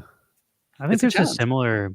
It's similar even to Web 2 though. Like the way mobile games are designed, like they want you to log in to do your daily tasks. Like people want to be earning something for their time, even if it's not like something they can sell. So I don't think it's that different. And I think if you set it up in a good way, like where it like feels like you're using your time well when you're playing, then you can attract both audiences. I think you're right, and that's what I'm trying to do. Like we're testing the those you saw ads in there. We got to fix them, but we want to test them. Obviously, we know with our user base, we're not going to make any money off of it, but we want to just see how many percentage of people will watch the ad instead of spending the Obsidian. That way, we know when we scale, we can kind of predict the numbers, and we can add other ad type mechanics to see what's worth. If the squeeze is worth the juice. Like watch an ad every 8 hours and you get a free item. So you get spin on a wheel for free items, stuff like that. The other I games. feel like you do. could probably use that to advertise other Web3 projects and be like, hey, these people are all interested in NFT and crypto assets. So if somebody else is trying to launch a new game on Wax, you can be like, hey, we have this group of user base who's active in a game. We'll charge you X per ad watch or whatever. And I feel like it's going to be a more niche market. Like you're not going to get like what Google ads are getting for their stuff, or like all the mobile games. But I mean, eventually you could get there. But I do think there's a niche audience. Well, we could argue that's even you could get more, because like that's 100% the audience. Yeah. And with the Google ads, you're taking it's high probability as the audience, but if it's a web, because right now the toughest thing, for a project is advertising Web3 game, because you have to advertise it to a Web3 person, but on top of that, you're gonna have to advertise it to a Wax Web3 person, because Polygon people don't want to go play Wax. People are kind of blockchain loyalists around here nowadays, so you're very limited, and not too many projects have money for advertising. Yeah, that's true. So that's the thing. It's gonna be hard, man. But somebody wants to give me money for banners and ads, I'll put them in the game. We'll find a way. We'll find a way. 100%. I'll wear a sticker on my forehead on the streams. Why not? I don't hate to like watch an ad to get like an entry into something, or if you like win some kind of reward, it's like watch the ad to claim the reward or whatever. Yeah, we're definitely gonna be doing that. That I do seems that in like mobile games, like even when it's yeah, not I do. I crypto. watch Yeah, those ads all the time. like I and need it's more like, diamonds to get whatever upgrade my Right. player in this game, and then I'll Yeah. watch their dumb ads. But it'll be like skip, or if you watch the ad, you get extra diamonds. Like fuck yeah, I'll put that ad on, Yep. baby. Pay Yeah, it's the funny you bills. say that about being blockchain loyalists because I agree with that. But the thing is, it's not I'm a loyalist to Wax because I like Wax. I'm a loyalist to Wax because I've learned Wax. Yeah, that's a good point. I know nothing about Polygon or Solana. Mm. I know just enough about Solana to get frustrated that when the entire network goes down, that I don't want to do anything on it at all. I think Yeah. Then you got new wallets you got to get, and it's just a whole thing. I think if you Yeah.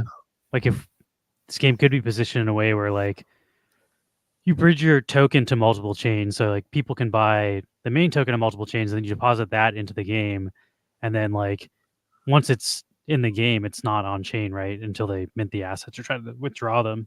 So then you can like potentially even make like some sort of like custodial wallet on Wax for them, where like if they want to withdraw, it mints it on Wax, and then like have tooltips on how to use Atomic Hub and stuff. But like I feel like there's a way to make this game almost like chain agnostic, where people can use Yeah. multiple chains to get into it. And then I don't know if you want to like be minting NFTs on every chain you're on, but if you can figure out a way where like people don't have to sign up for a Wax wallet or can sign up through the game, like as part of the sign up.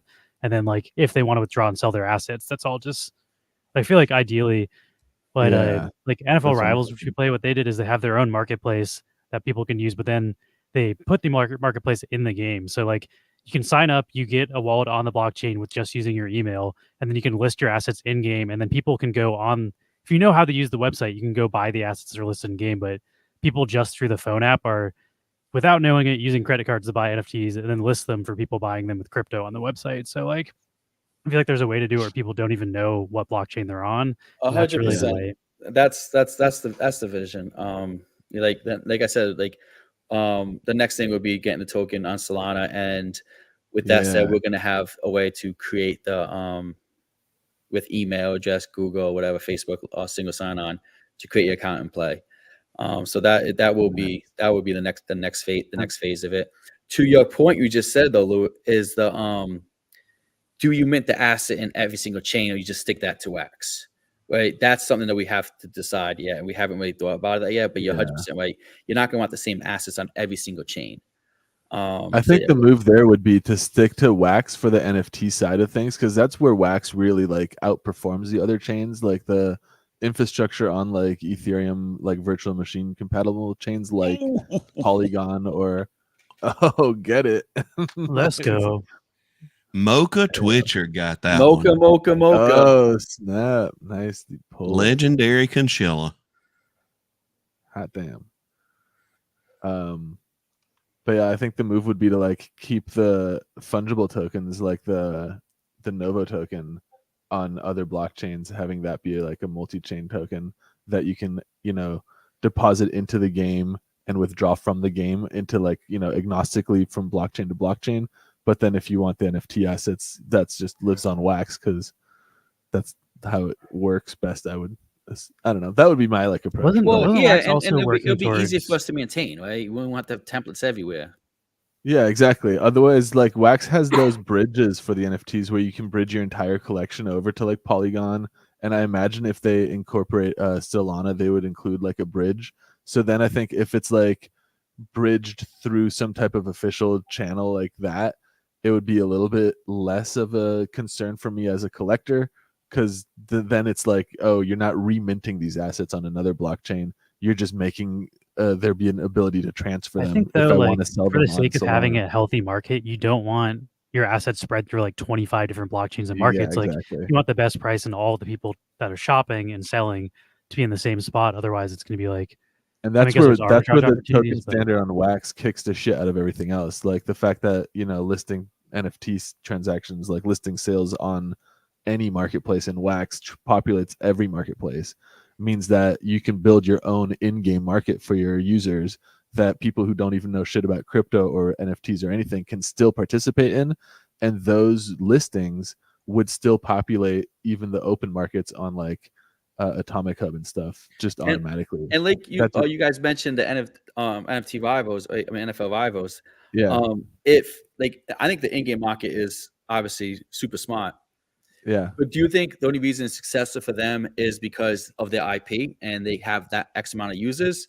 That Or definitely no, helps. because that would be ideal. yes, But It helps for having, advertising, I think, yeah, because they can having advertise to a on, set market and easily onboard people because they're just like, okay, target people who play Madden Mobile. They're yeah, already looking for this, and then they can easily onboard those people. So I think for marketing, it makes it way cheaper for customer acquisition if you can market to an IP that has an existing audience. yeah, But I think the in-game market would still work for like, I don't know, if you are finding people that can somehow find the game without being on Wax already. Like if they don't have to yeah, know how to use Atomic Hub and stuff, and they can just log in with their email, and you have some sort of custodial wallet made for them, like Drop does, kind of, where you just sign up to Drop with your email, and then the wallet exists in the background, but you don't have the keys for it or anything. And then like if you could figure out a way to have that list on Atomic Hub through the game, and for then them. yeah, yeah. Then the way then that you'd actually be listing it in your own marketplace, so you still get all the like market fees for all that stuff too. The 2% market fees. the hard part is figuring out like how to sign up people for either a custodial wallet, or I know Wax was working on getting like free signups again for the WAM wallets because they're the whole Yeah, new they like gave resource us model. a whole bunch of codes, and we can just like, if we're bringing new players to Wax, I'll kick a scream and get a fucking shitload of codes. Yeah, that's what we They'll do. give us whatever they'll give us if we're bringing users. They support they want us to be successful. So it's getting the users. Yeah, They're getting the users. If we have enough users, right, then justifying the spend the energy on the in-game market is 100% there. right. I also think there's advantages if you can figure out a custodial wallet for like exploits and stuff. Like if people figure out how to mint assets for free on free wallets and are massively spamming it, then you can like you have control of that wallet and you can freeze their stuff or ban them or whatever and like Well, not allow them to do that. So there is like also a advantage from running a project side when people are bad actors. If you Well, have we have that right now with both our games. So right now, Nice. and the common game, you transfer everything into was it game.novo or novo.game. So like all of Max's NFTs right now that he Yeah. has been for Novo is not in his wallet. We have it. So if he's like being a bad actor, I can say, screw you, and I'll send him his assets and cancel his account. But you get your assets back, Max. But right now, so when they transfer these their assets into war, it is going into our custodial wallet, and Yeah, it's just staying there.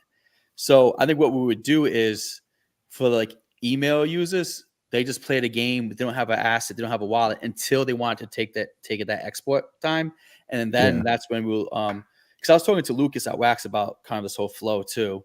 Yeah. He's kind of helping me because he's actually because they have their own games and he's guiding Michael over there for for their stuff too from that tech point of view. So I think that would kind of be the way we would do it because we're not going to create those wallets unless we know they're Yeah. actually going to exit. I think that's definitely like you could even if it costs money for the resources or whatever, have that be part of the like, oh, the Novo fee to withdraw your stuff. You use Yes. that to convert to Wax to pay for their little bit of CPU and RAM and stuff. Yeah, that's what we definitely would be with that. Yeah. Jolie, listen, I didn't use the stun bug to beat you. I beat you on the stun. I beat you on the stun. I'm going to make sure you know that. I beat you on a legitimate stun. So you left yourself vulnerable. You could have gave You yourself played more, yourself. you could have gave yourself more HP to withdraw the stun. I mean, to withhold the stun, so that you could have revived another person. You're by yourself. When you're by yourself in war, the stun's coming. You gotta protect yourself. Gotta protect Yeah. yourself. It's fun that this is there plans to make like an even higher stakes section like that. You can When we first launched, We started with one. we saw one that was 1,000 obsidian a match. oh man, that's nuts. We used to have enough players. We didn't have enough players yet, but when we get the players, we're gonna be doing. We'll be increasing it. Adding more and more leagues. Yeah, 100%. you can really raise the stakes. Yeah, and that's how because I play this game. It's like Monkey Tower defense game on mobile phone. Yeah. And I love tower defense games, and their version of like Obsidian, you have to pay for each round. So my original hypothesis was, the whales are strong players. They're not going to waste their time playing in the 25 or 10 Obsidian one. They're going to be going to the big boy one. Yeah. However, that didn't happen. So everybody was over there just destroying the weaker cards. And then we had to do the ELO rating system, and that has worked out well when we added the rarity stuff. Yeah, we had to adjust quick on that one because that was going to fail fast. I'm a big fan of tower defenses too. Yeah, they're fun, aren't I was they? playing like the balloons one on mobile is the one With that the I have. monkeys. Yeah. That's what I'm talking about. Yep. Yeah. That's what I'm talking I like about. that game. Yeah. I love play that more on game. PC though now. I play I don't know if you've heard of Legion TD. It's on No. Steam. It was like a Warcraft 3 mod that like it's kind of like Dota, where like it became such a popular mod that they just made their own standalone. But that one is like probably my favorite right now. Legion's fun. I gotta take a look Jolly at that says. one. Jolly I knows gotta what I'm Google talking that about. because I'm obsessed. Like with StarCraft, I used to use the map settings and just play the The tower custom. defense games. I love them. It might have even had Legion in StarCraft because I know a lot of the popular Warcraft mods like made it over to StarCraft. But Legion's really fun. It's like it's one where you send enemies and build defense. So like you build workers that harvest you more minerals. The minerals send enemies that increase your income, but then you have to like decide if you're going to build more towers or send more enemies. You have to balance that. So if like you send too many, then you leave yourself weak. But if you don't send enough, then you get outpaced in the income by the people sending. So like you're both attacking and defending at the same time. It's great. Dude, that sounds sick. I love tower defense games. They're popular too in our community. I know that for a fact because a lot of people have mentioned that. I think that's the only ones I have on my phone. I've got what is it? What's the name of that game I've got on my phone? There's a whole series of them. Hold on, I'll tell you the name of them. But one thing we got Kingdom Rush. Was it Kingdom Rush? Kingdom Rush? I'll do that too. I don't know if I've tried that one. Yeah, Well, I think I've actually got it. I think I've actually got it on Steam as well. Like right now, you can actually play this on mobile web. That's why we couldn't make super sexy 3D models because of the polygons. So you can still play on mobile web. It's not ideal. The desktop's way better, but you can still play your matches. But the question is like, do we want to build this as a mobile app instead? Because even though more people in Web3 play on desktop, we're still around 50-50 when it comes to our analytics. So you don't want to alienate some players, like especially in a game like this is turn-based. Like you're upstairs, you're watching, whoever you're hanging with is watching like a TV show you don't like. You can just play a couple games of war, or you're like my favorite time is on the toilet. My toilet time, play a couple matches of war. Even me at a red light, I'm bad.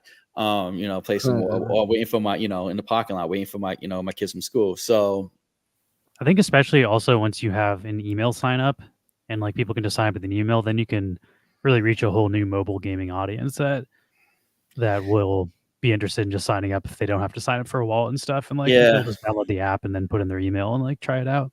A challenge with mobile is, so a guy who lives in my neighborhood and he's become a good friend of mine. He's he made like he's in the game industry his whole life. He built games like what was the first hockey NHL hits? Like he was one of the developers on a lot of NHL hits. I really like that game. game. Yeah, he was one of those developers on that one. So in like his last job, he was at Google Gaming, part of the mobile division, and like his job was to go to different studios. Like he was at Supercell before COVID, kind of helping them optimize for conversion, right, and retention. He wasn't working on Clash of Clans or Clash Royale. They didn't need any help, but some of the other games that weren't coming out yet. And as well as, what was that game that Arnold Schwarzenegger did the commercials for? Back in the day. What was that? But you know what I'm talking about, right? Yeah. I'm not sure I know what commercials he did. God. Yeah, he did a commercial game. But anyways, with that, like he did the commercials for the game, or is a game with him in it? No, for the game. Yeah, yeah. I played Last Action Hero on Sega Genesis based on his movie. And but anyways, he told me that like for that Arnold Schwarzenegger game, they spent 80% of the staff was marketing. Right, 20 was development and right now the mobile gaming space is overly saturated with too many games. Because of COVID, and now games became so easy to make, and so it's a very competitive market for user acquisition. It's about $8 to $9 for user acquisition in mobile gaming. That's the whole.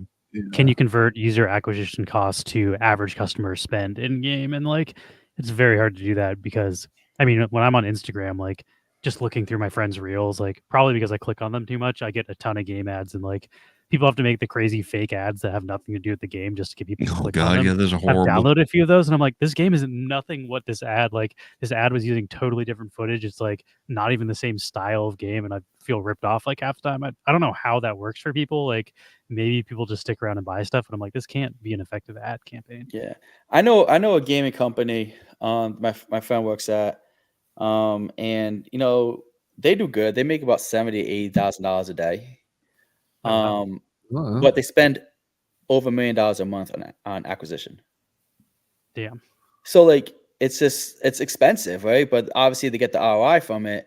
But it's expensive. Like the margins aren't as big. You say $70,000 to $80,000 a day, like that's a lot of money. But then you say you spend that much money on, acquisition and development and stuff. Is the margins aren't as sexy as it might sound.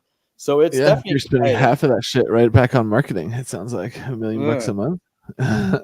Yeah, right? it's but it's you don't. My friend from Google, my guy from Google, he told me, he goes, but Mike, you don't make games to become rich. If you want money, then you go into finance. You don't develop games, And he's right. You don't. Like I've spent so much money on NOVO, it's ridiculous. And it's, if I wanted to make money, I want to be in the Web3 space making a game. I would be doing, my tech consulting, what I was, doing before. Mike, that's what am I doing here?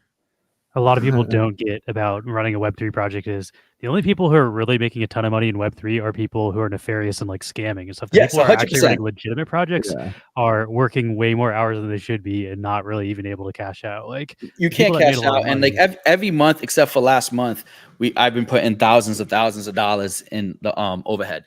Last month is the only month I haven't had to do that in a long time, and that's just the reality of it. But I have a question for you, since you mentioned that. I do believe that the majority of users on Wax are not gamers, hands down. I think there's only a small amount of users are gamers. And I've learned that from the release of War. I'm getting feedback from my community. People like, I don't have time to play it. I don't have time to play it. And but they want to do the land stuff because they can do a few clicks and earn. And some people even say, hey, you know what? I wish I could just automate this so I don't have to click it all. And that's what they want. So I know there's a lot of new projects coming out that consider like Ponzi schemes and bad, projects and stuff like that.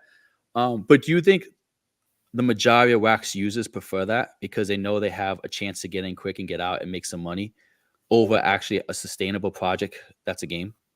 I think so, because it's not even necessarily like Wax's fault. It's like the biggest projects on the entire chain of all time are Farmer's World and Alien World, and those are just straight up Ponzi. So the users it is attracted is who's mostly populating the chain. So when like all you built was Ponzi's and then people profit off that, that's what they're looking for.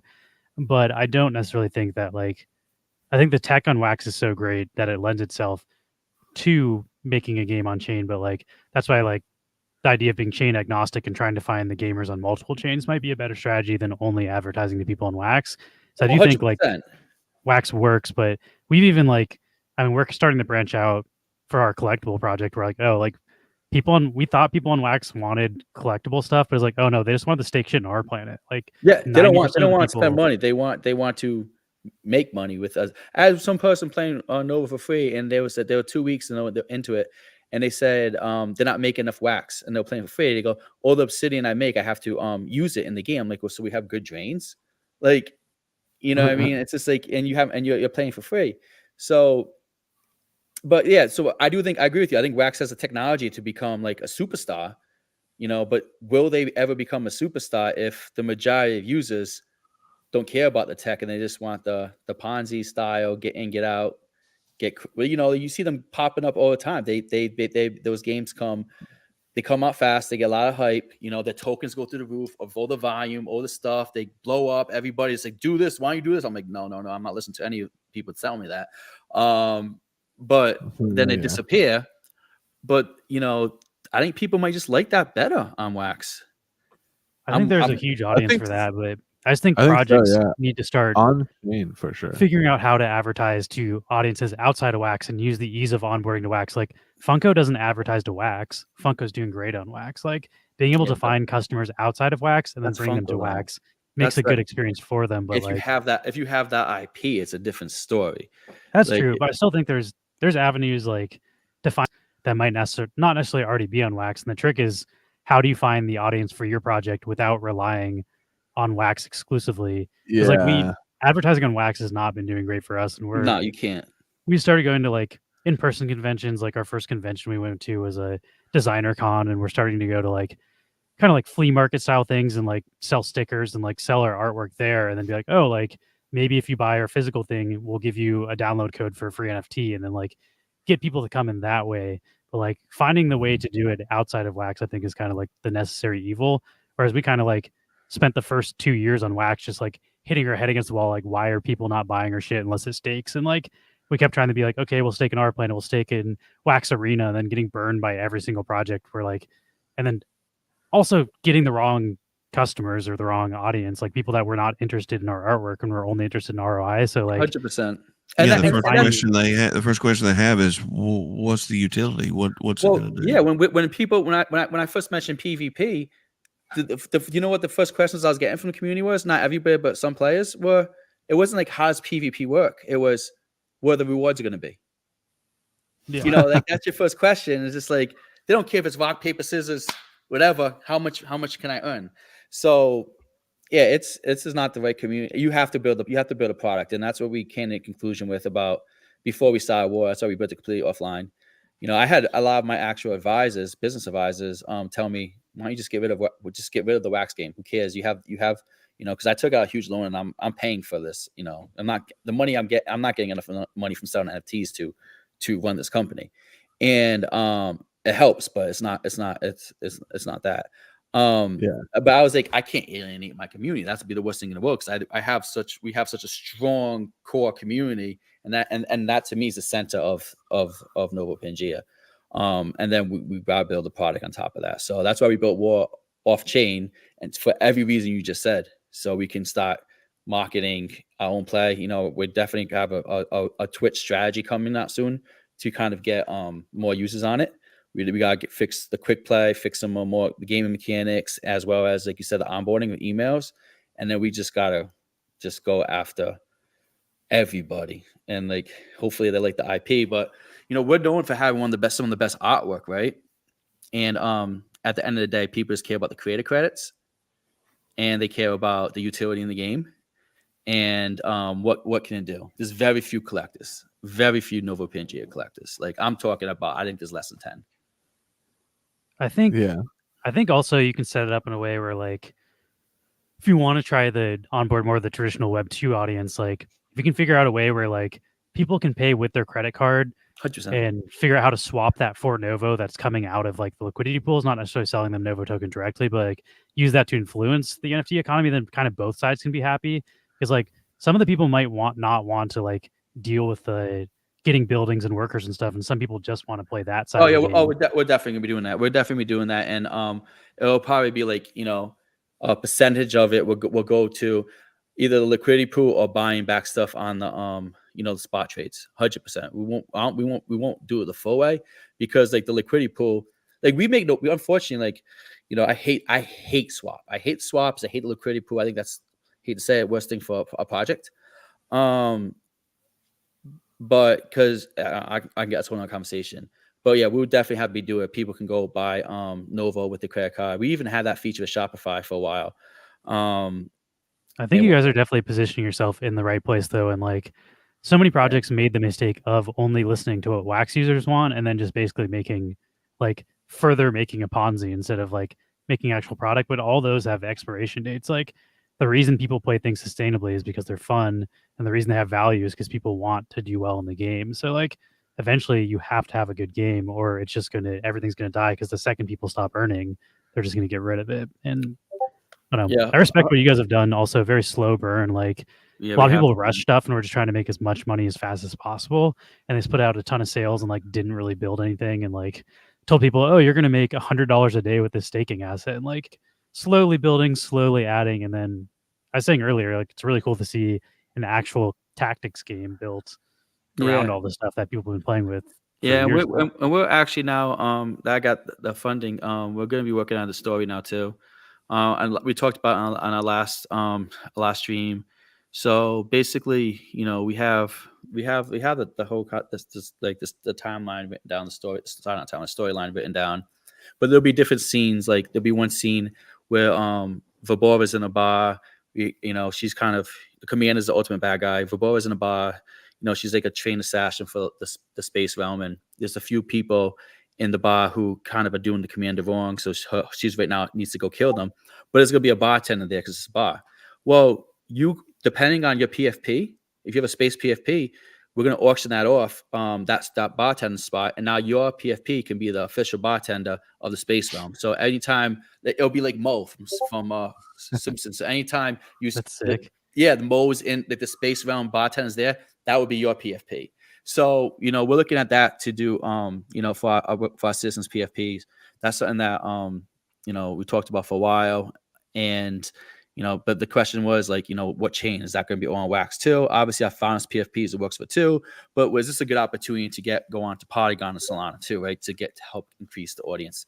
Every single play to me now isn't about money. It's about growing the audience. Because at the end of the day, we came to a conclusion about a year and a half ago. We're not going to make money being rich on Web3 as a creator. I think the game will be more successful there unless you do a Ponzi, like you said. I think the play is the IP. If we can blow up Novopangea to a everyday name, like Rainbow Friends and God and a Bam Bam, and even those Roblox games that my son has so many backpacks of, and T-shirts and plushies and all this stuff, posters, like Finance at Freddy's, stuff for style. That to me is my end goal, to see that come to life. And that's the only way I think I win. If I can. I think it also helps you have great artwork and interesting characters and stuff. So like the building blocks are there for interesting characters and stuff that people want to get to know. Yeah. And that's the future. And then we can get Sensi Borog to do some voices for us too. Because we got to include the Wax people. So Sensi Borog is gonna have to be like Jiwa of the Earth realm. Have you looked into Oasis Chain at all? I have not. There's like a kind of tactics game dropping over there, but like that they have like partnerships with like Sega, Ubisoft, Bandai Namco, and they're building like a bunch of AAA companies are building games over there. So I don't know. I don't think Wax. I've talked to Lucas about it too. It's like, hey, like if you're trying to onboard gamers, like you should consider making a bridge over here.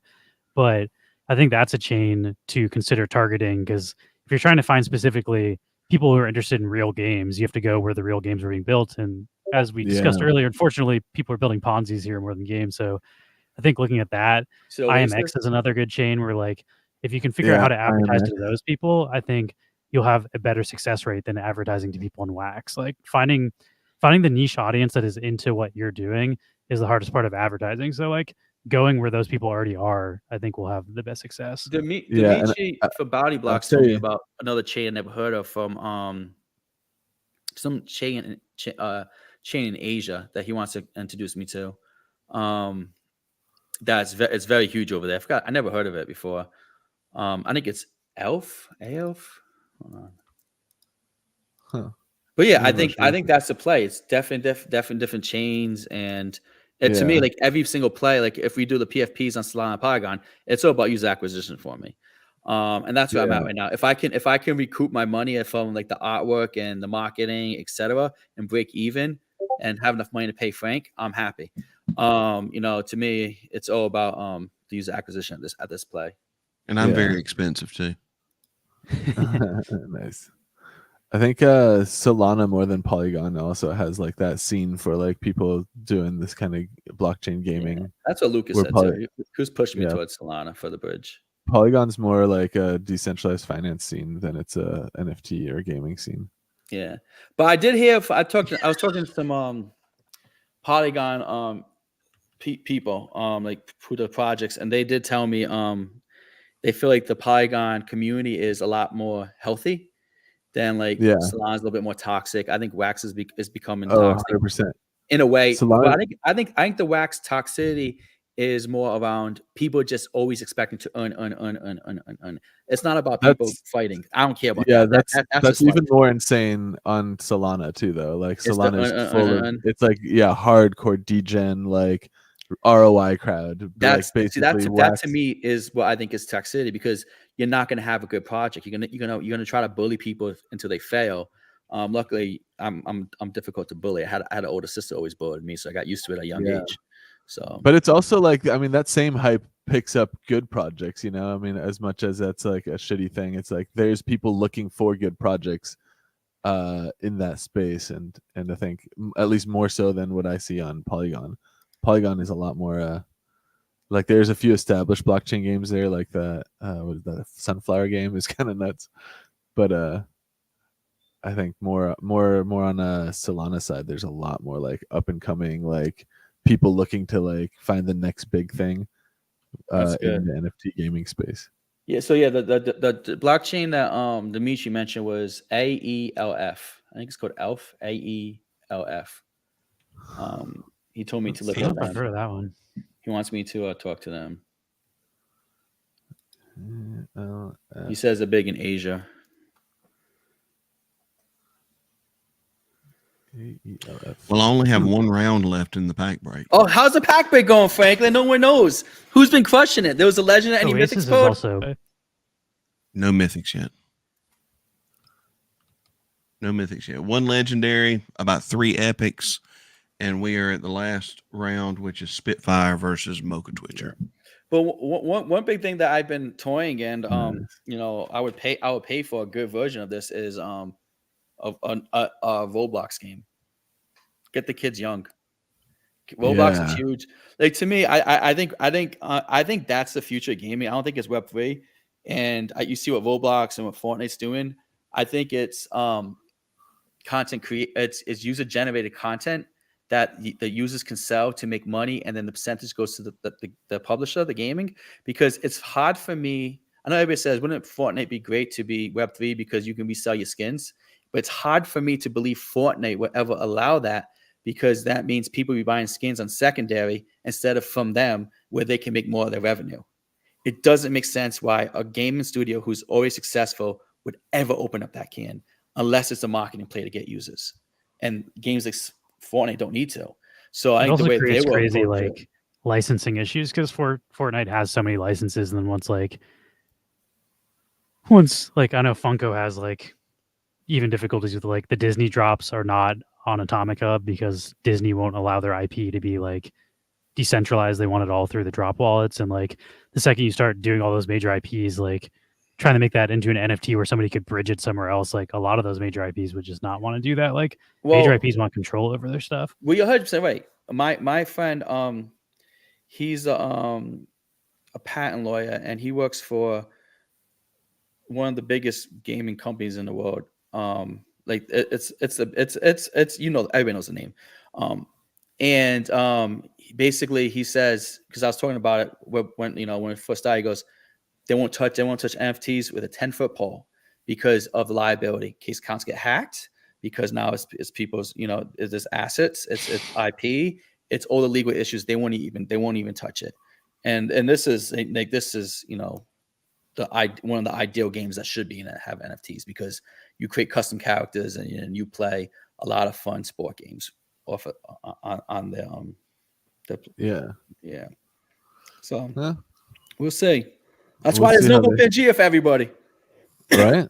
I Yeah. feel like that's always been the case, though. Like the indie kind of crowd is gonna have to pave the way here, and once you prove that it is possible and profitable, then they'll come in and stomp us all out. The users would have to demand it. The users would say, you know what, I'm not playing a game unless it's the Web3 component. And if you could get the players to do that, that's the only way it would make a shift.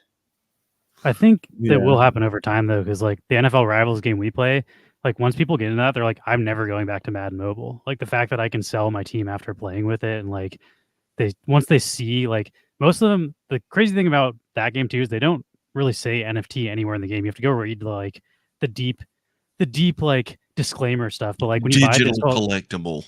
they call it limited edition. Well, Or, like, 100%. Like DraftKings. So like the co-founder of DraftKings is one of our advisors, and he went over their whole strategy with us, and one thing he showed us was they don't mention NFTs, blockchain, anything on their website.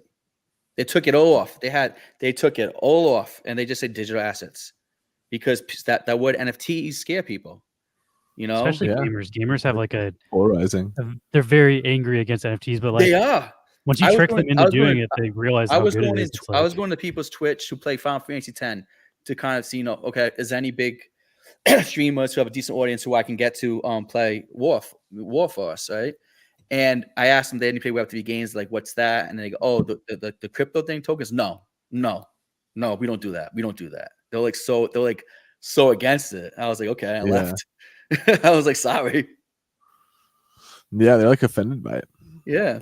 People are pretty polarized. Good like firsthand accounts of seeing people in the NFL Rivals community. Like once they do it, it clicks. But like it takes that like some tricky onboarding to trick them into getting NFTs. But once you do that, then they're like, oh, this is actually great. I don't know why I hated this the entire time. I think you're right. Yeah, it's 100% right. It's you have to have the product and kind of you said they don't mention the word NFT anywhere, and it's like collectible stuff like that.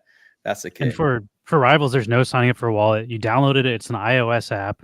You download it. Use Apple Pay to buy the packs that you open, and then you can list the cards that you in a marketplace. And they have no idea there's blockchain happening at all. And then if they do want to look into it, they can see they can withdraw the tokens that they're selling stuff for.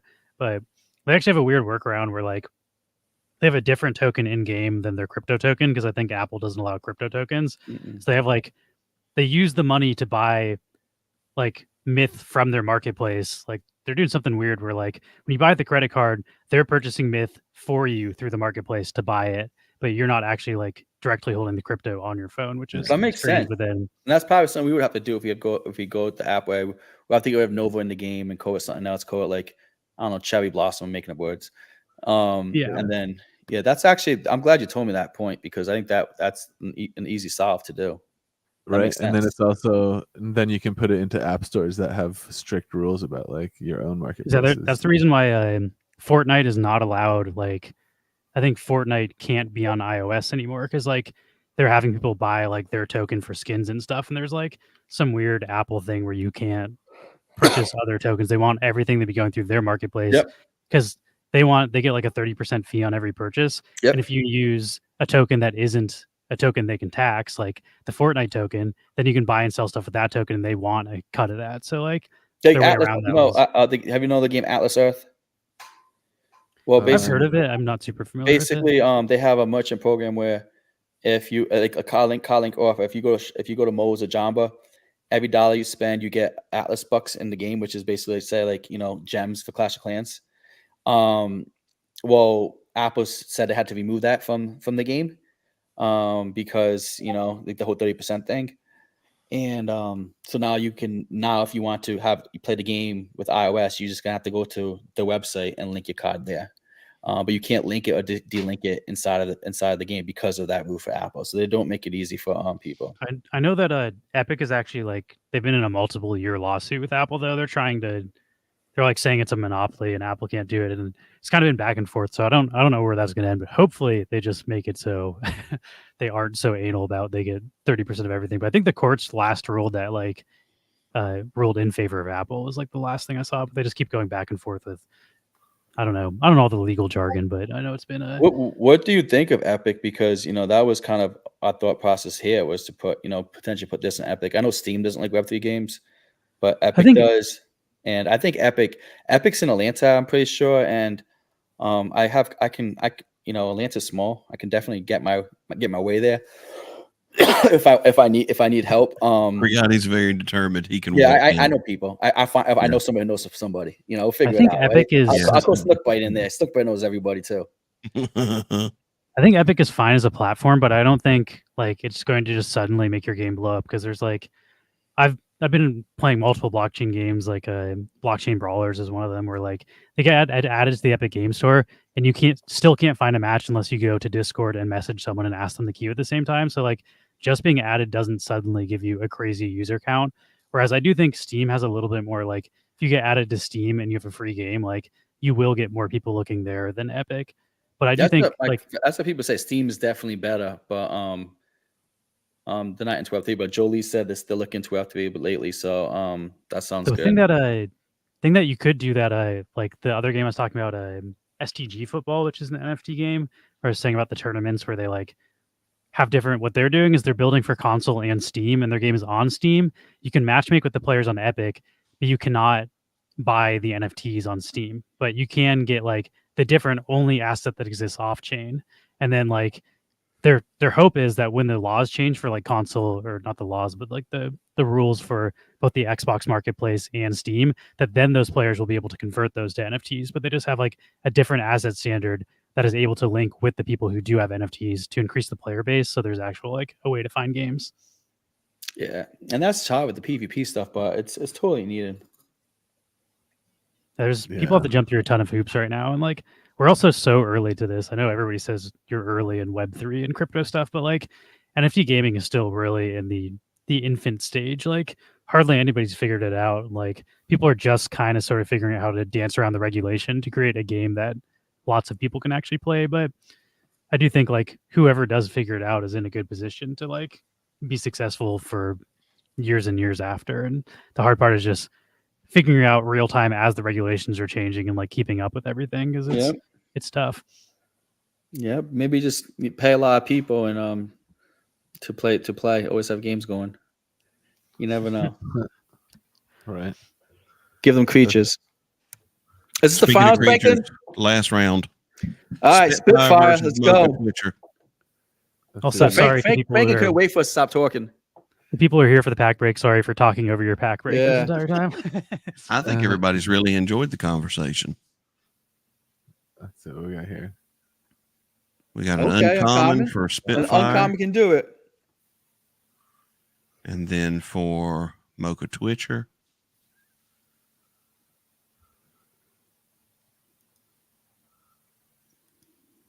a common. Spitfire wins. Spitfire wins. Good for him. He hasn't won too many. He joins a lot lately.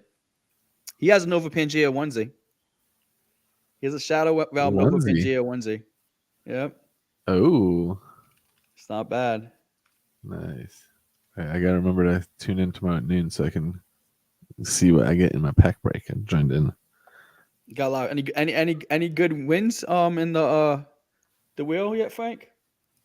Aspiring Hero Pack and Rare Heroes are the only things so far. I feel like Rare is pretty solid. Rare is definitely solid, yeah. Yeah, I'll be happy with the Rare. This morning we had a whole bunch of I was looking at Atomic Hub, and it looks like you can get some heroes for about not too bad. Yeah, it's probably Carlos, because Carlos only goes after mythics. So he buys a whole bunch of packs either with his Novo, Wax, or whatever. And sometimes he's in pack breaks, and if he doesn't get like a legendary up, he's like, even if it's up, he's like, just keep it. Just keep it. I don't want it. Just keep it. So if you guys ever want to trade for lower rarities, talk to Carlos. Tell me you buy some nifty kick packs, and then he'll probably do it for you. The thing I need to do is figure out team composition, because I do want to buy a couple of heroes, but I want to make sure my guys work well together. I don't want to get like all from the same realm where they're like, I have some huge weaknesses. You can't get all from the same realm, but like, you might have a good team composition, but depending who you go against, you might get screwed over. Like I was always getting screwed against Space, until I had to change out and get Shadow Person. We have a wiki. I can't. Let me hit up Twitch, and I can post it there. It looks like Earth Realm is mostly what people are putting on the.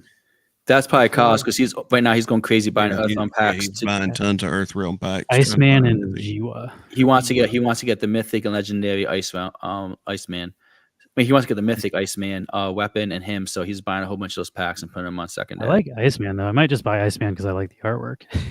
Oh, Iceman's a shit guy. He's a tank. And I just posted a link to our fandom, which it's still a work in progress, but it has all the main stuff in it about like the hero's strengths and weaknesses. So what's your strategy here, Franklin, to beat Jolie? I'm not going to beat him. Why not? Not with that attitude. Not with that attitude. Two- Neon Max. Two hits and El Maso was down, and G was fixed to be down now. He's coming back. He's mad because of the stun glitch. Yeah, He's coming in I hot. believe this one's going to be useless. Let's see. You know why Franklin refuses to use potions. I don't know if it's pride or it's too cheap to spend his obsidian. So I don't know what it is. I won't use a potion unless the other person uses a potion first. Oh, just Frank, you should honor. be using potions to get them to use potions to drain their obsidian. It's best for the project. That's what's best for the project. Just go against Carlos and just go potion for 4 days straight because he would do that because he would hate to lose. We got to drain his obsidian the most. All right. I Just don't bought an think he Iceman. unless Franken gave her some Novo on the side, and I don't think he would have. I think she's been winning a lot and earning a lot of obsidian in the game. She got some from her buildings and lands. Oh, okay. And then now she's gonna get land reward. She's gonna go crazy tomorrow when she gets a Nova land reward. She's gonna not know what hits her. Because every month we have event rewards, we have land rewards, and if you have a PFP, you have PFP rewards too. So there's a lot of rewards. Let's say the first is always like Christmas. Oh, nice. I'll have to see what I get in my pack tomorrow and start leveling up my guys. So is Iceman like a tank? What should I pair? I got an Iceman. Should I get like a magic person next? So I think, and right now the shadow characters need to be retuned. They're weaker than they should be. So we need to retune them. But in the long term, you're gonna need a shadow person because shadow's the only thing that's gonna be able to go strongly against whatchamacallit, space. Okay. I do like Andractus from the late realm, and he has a dagger of darkness that has shadow ability attacks on it. So I like him because he has the light and the shadow, so that can also help with space as well. I like him a lot when you have that attack. And then I think CS both from space is great. Not space, shadow, because she'd be good with black magic. A lot of people are playing with the Manji because the Manji is super fast and she has a double stun attack. So people use her. She usually goes first because she's the fastest. And they would just double stun your two strongest players and then take control of the game from the beginning. That's been a tactic that a lot of people use too. But besides that, she's very weak. But you don't have her for her strength. You have her to take control of the match early. Luforus needs to be tweaked because he has 3 weaknesses. But he's pretty strong too. People like Azula and her weapon, her gun, because she can help heal your mana points and stuff during the battle.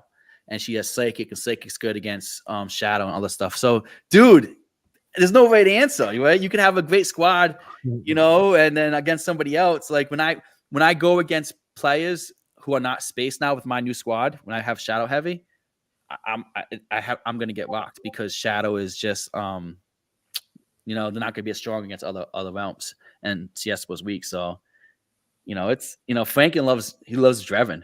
He loves Dreven. I would go Dreven. I think Dreven and Iceman are a strong combo. That's 2 good cornerstones. What do you think, Franken? What should be his third? I really like Umina with her solar burn. Umina will be good one because we got tweak her to be better at white magic. She's going to be the healer type of player, and very obviously she's going to have that strong light attack too.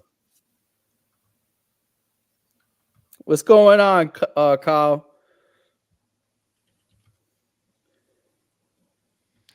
Carl says he's going to take a break. Nice. He's wore out from Is playing. it going on right now? Yeah. I thought it was done. No, it's now and then again at 4 a.m. Holy shit. I gotta see where we are. We still in first?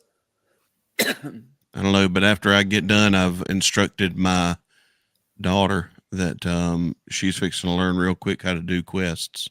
Nice. Yeah, it's versus it's not as big as it was this Christmas time was great. It was huge. Oh, nice. It's quests. Let's see. Yeah, just follow people on social and then post it. It's great. It's a great W for us. There's a mint fine Draven Blackthorn. I might get that one. He is. Go get you get the rares guy. You see what Frank's done with the rares.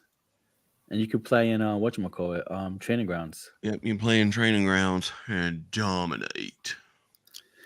And I would go after a rare. If you have to pick between a rare weapon or a rare character, I'll get a rare weapon because then you can add one custom attack to it and you get an uncommon then. We are still in first place. But just join our streams, take a screenshot, post it in the chat, and you get spun on the wheel for free, and you get at least something, which is a good deal. It's gonna help us, get users. Nice. Yeah, that's dope. Damn. And that's because it's hard to find matches. So every time we stream, you can find matches easily, because everybody's around playing. Yeah, I noticed that. I was actually playing a few matches here in the background too. Have you? You played a few? Yeah, What's your I've squad? lost. I've lost, but I'm You just have to playing. remember, every time you lose, you're still getting XP. Yeah, getting HP. Yeah, and training grounds, you don't lose anything. Yeah, that's the one I'm playing. Let's see. I am almost halfway now to level 2. There you go.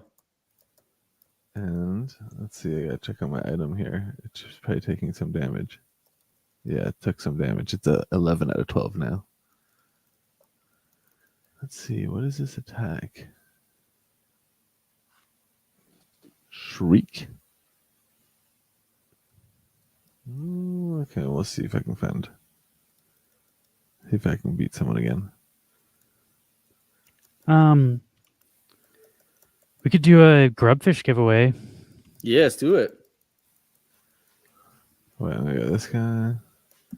You mind if I share my screen? No, that's good. Go ahead. I really don't have anything else to share other than I was just playing Nice. some matches. But I actually just got done with There's those. this guy. Max, is this your spot in the break tomorrow? First for the win? Yeah. Yeah, first at FTW. That's me. What realm pack would you like opened? Oh, Shadow. Get my spreadsheet ready for tomorrow. Nice. Yeah, Shadow is my realm. I'm between Shadow and Light, but I definitely have more Shadow. This is my new starting lineup. I got Iceman, Draven, and then Azura. So when it comes to weapons, you're gonna need a weapon of that realm. It could be either their main. I'll send you some. But you get 3 trial NFTs, and those trial NFTs, they're the universal weapon that could be used on any single hero. Do those have to be repaired or? They only get the 12 usage right now. We're gonna make them. Okay, so I need to available in the eventually future. get some weapons at least. Yeah, And I want at least an uncommon weapon, right? Because otherwise they break. Or you can just stack 4 commons for now, and once they're all broken, you can combine them into one uncommon. Yeah. Let's see if I have. I'm playing Buzz King. What up, Buzz King? I'm stoked on mint 5 though. Buzz King's level 4. Can't He's believe- gonna fucking. Somebody did mint 5 on the floor. I like my low man.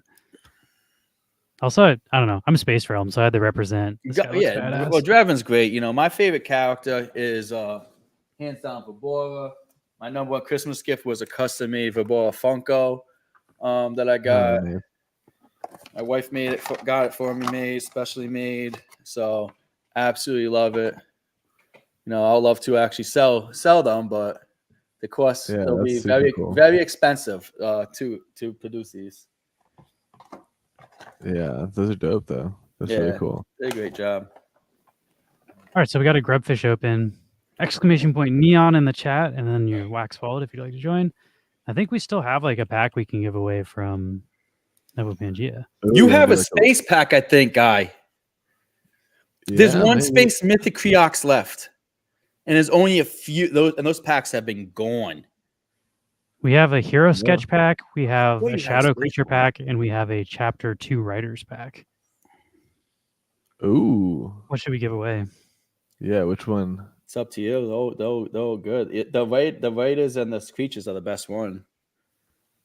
Well, we don't have any more shadow creature packs unless you buy with Novo on secondary. I mean, in a Nefty. Should we give away this creature pack? I think it's a good one. Oh I feel yeah, like we do did it. a You should open it too and then give away the contents just so that we get to Yeah, I like that. I like Okay. that. It's fun to open packs, guy. I love that. Let's see. Yeah, I want to see a pack. Buzz King, if you're in the chat, I'm waiting for you to take your turn, dude. Go easy on me too, though, because you're level 4 and I'm only level 1. So I also All right, can so see I'll that open the you're not- pack after the grubfish and send the contents to the winner. Nice. Yeah, there's Buzz there's King, only one space creature pack on secondary. It's like going for $42. Wow. Doesn't mean somebody's gonna buy it, but there's a mythic left somewhere. It could be in Sibris's number one. Sibris's mint one wild that he would never open.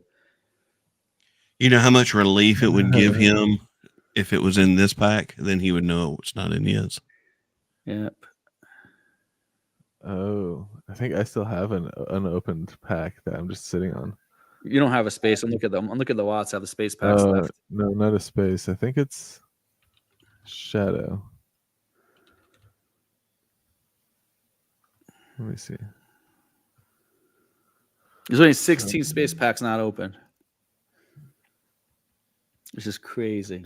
Novopangea. Shadow creature has 20 not opened. Yeah, Shadow's It's still nice. pretty rare. Yeah, Snookbite, it's exclamation neon.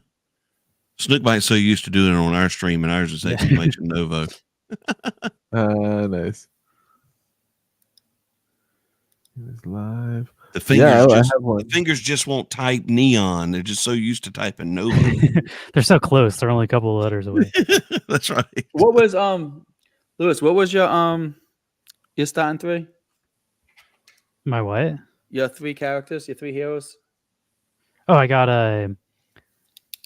Azura, Draven, and then Iceman. I also have a writer's pack here I could open of my own. Oh personal. yeah, open it. Get yourself some more creator credits. Let's see. I got some art too. I still have an unopened shadow creature pack, but I've been keeping it unopened just to like. Well, I think Be a Frankie, we badass. should send him a few space packs because they're streaming for us, so they can open them and keep them. That sounds like a good idea. Well, let's send Lewis some space and let's send Max some shadow. Appreciate that. yes, We also I appreciate you always guys need taking more the time to shadow. come and hang. I feel like we had some Yeah, good I'm excited. discussions. We It's always did. nice catching up with you guys too. It was I good because also you guys had a taught me. You blast guys taught me playing. quite a bit. I won't lie. Yeah, there's a lot. Well, like Lewis and I have been in like the crypto space for a long ass time. So we've seen a lot of projects trying to figure it out, and you guys have been around a long time too, and are figuring it out. It's really cool to like see the trajectory and like. Yeah, we made some mistakes along the way. I was talking to Jolie about that like last night. Some of our mistakes and learnings we had. Yeah. But it's you got fail. But as long as you fail fast, I think failing's okay. As long as you don't keep on repeating the same mistake. The fact that I still have like assets that I got like 2 years ago in a game and I'm still like able to play with them and they're still like leveling up that's a win in this space at all. Like most of the stuff from 2 years ago has completely been abandoned. So like that's already like it's sad to say that the bar isn't super high, but it isn't. Yeah. Colonized Mars is still around though. They've been I remember that's when we true. first started, they were like, my original partner who's not with us anymore, he was saying like they're like the best project in the world to copy them. They stuck around. Million of Mars, they dipped out, sounds like. Yep. Yeah, I kind of like those two kind of blended together for me. Like it's just like both Martian like economy style like survival games, I think.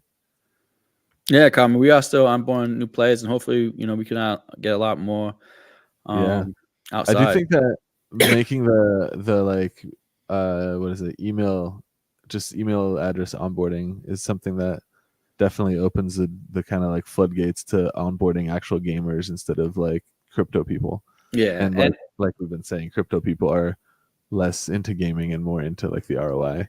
and it's going to be hard for them to ever get to the economy game because we built way too much of it on the chain. But we've been talking to Lucas and the Wax team about like how we can stake a lot of the CPU for players, especially new players. Yeah. And so Martin, my CTO, he got actually working the code today. So now we got to run some numbers about like how much CPU should we stake per player to make it substantial. Like somebody like Brady, who's like our top has the most assets. I already have 2,000 wax staked for him because the guy just goes through so much, but he has spent so much money that I can stake him 2,000 wax myself. But he still needs way more. He needs like 5,000-6,000 wax to play a game because the bulk actions, if you have like 500 workers, it can be damaging on your CPU. Right. I didn't think of that. But one player on our community had a great suggestion: is we need to have more staking rules in the game. So what we're thinking about is the more you stake to your town halls, the more CPU we give you for free. We pay for you. Oh, that's clever. Yeah. We were looking at maybe trying to have that type of tier, so it incentivizes people who have Novo to stake more than Novo. That way they can free up some of their wax to do other things with it, and we will stake it for them. Yeah. That's also part of why I didn't have like a whole lot of Novo, just because I've been like leveling up all my stuff, and then like in order to level it up, I needed to stake 2,000 to my town hall. So like it took a while to get 2,000 Novo to like do the stake from like grinding. Yeah, So and so now you should when we implement this, you would be, we'll be giving you some CPU to play Novo. Yeah, that's cool. Yeah, that's really cool. Yeah, Panda, we're definitely looking at doing that. That's high on the list because the CPU usage right now is getting ridiculous on Wax. Yeah, I've noticed that a couple wallets that only have a few hundred wax stake to were kicking up some errors recently, and I hadn't seen those errors in a while. Bull market woes, man, as these like markets are gonna come flying. I also think get higher and higher costs. Pretty much every project in Wax has been struggling the past couple of years because we've been in a bear market. And I do think there will be a new burst of players looking for Web3 games. Like that's sort of what happens is people make all the money on their crypto and then want to go spend it on dumb NFT stuff. They're like, okay, now that I just like printed a bunch of money, like what can I spend some of this money on in this space? I'm glad you mentioned that because that's when I was actually, I think I was talking to Cristal about it today. Like, do you think people are going to respend it into the Web3 space, or do you think they're going to cash it out because they've been dealing with the the last couple of years of losing money? Do you think as soon as now they're winning it, I think there's gonna be it's a whole new audience again. I think it's a new wave of. You could just do stupid things like I did. I sold a bunch of NFTs whenever I was doing nothing but Novo, and sold a bunch of other stuff that I had, and I had a total of 40,000 wax.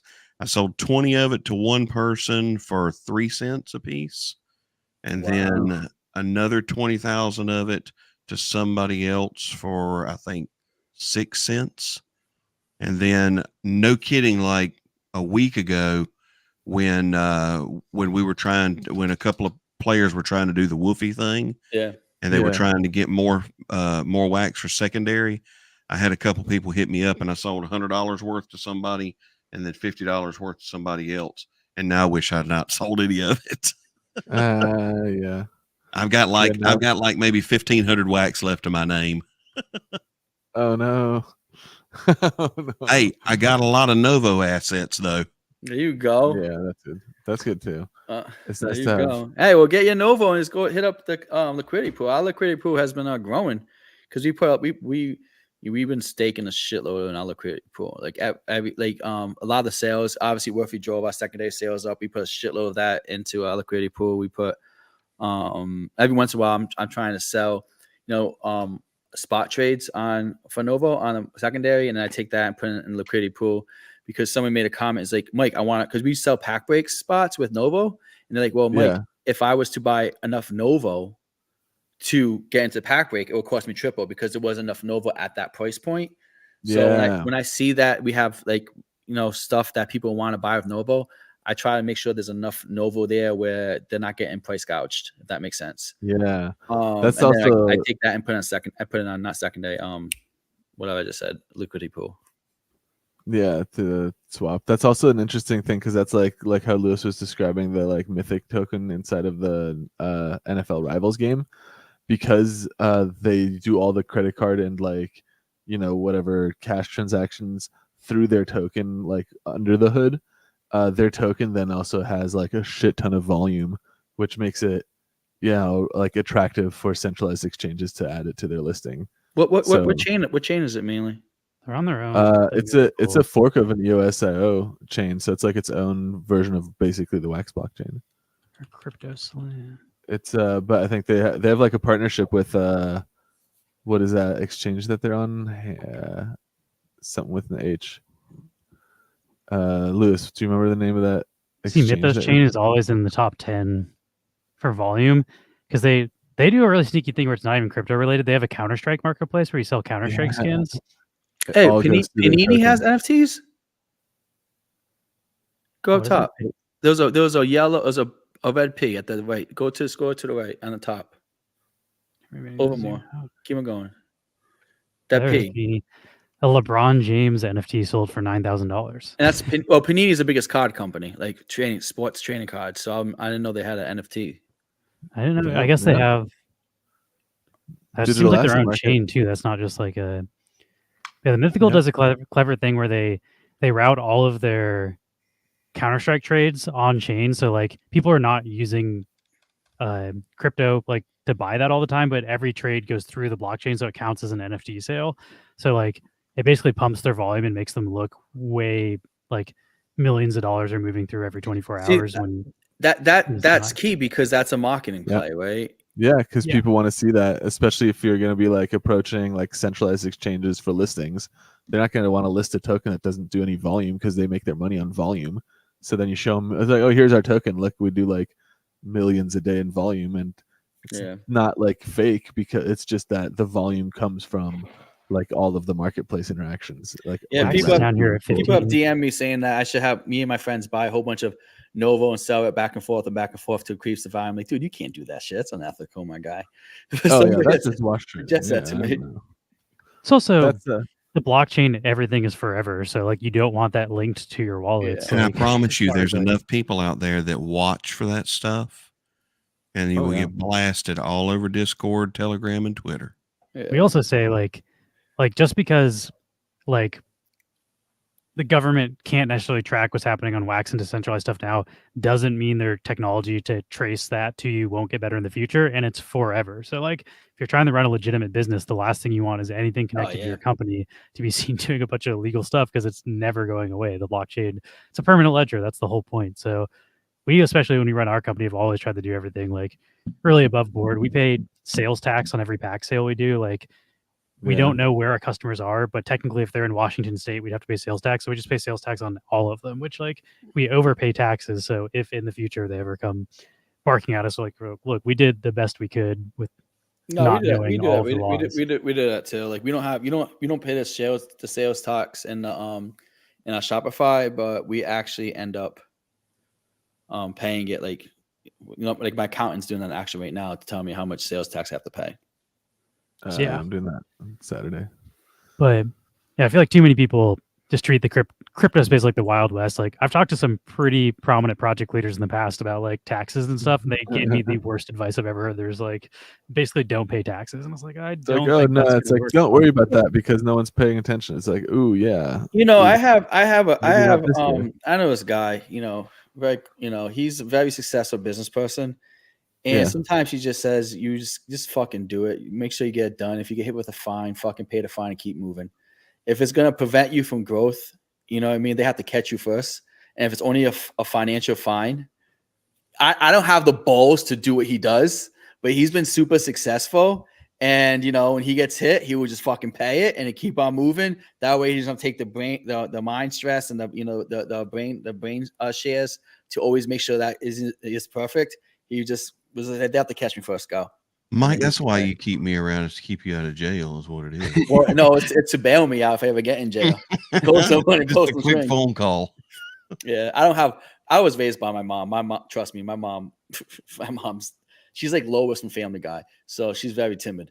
So that's how I'm raised. I'm always like, I've met her. I can see that. yeah, I'm very, you know, I don't like to. I'm not the big risk taker that way. I don't want to get in trouble. I got attention once in high school, and that's it because I talk too much. Besides that, I never got attention. I wasn't a risk taker. All right, let's do this pack giveaway. I'm going to run the grabfish. Last call for !neon if you want to join. So we've probably taken up enough of your time. We've been going for like 2.5 hours. It's got to be getting pretty late over there on the East Coast too. Yeah, see, you see what Snookbite said? Passive spam shows Pennsylvania and a group of other states can get through. Tough. I got hit with a $5 million tax hit. Eventually sell for $10K, and that's because Snookbite's an entrepreneur too. He's like the other guy I was talking about, and it is that same mindset. Like that is a fucking mindset. That is like. You got to have the balls. That's why entrepreneurs have the most fucking balls because they're ready to risk it all. And if they fail, they get beat up by their wife and then they do it again. Yeah. Jolly says, can you show us the Umina print in your back? Yo, Karate looks fire from here.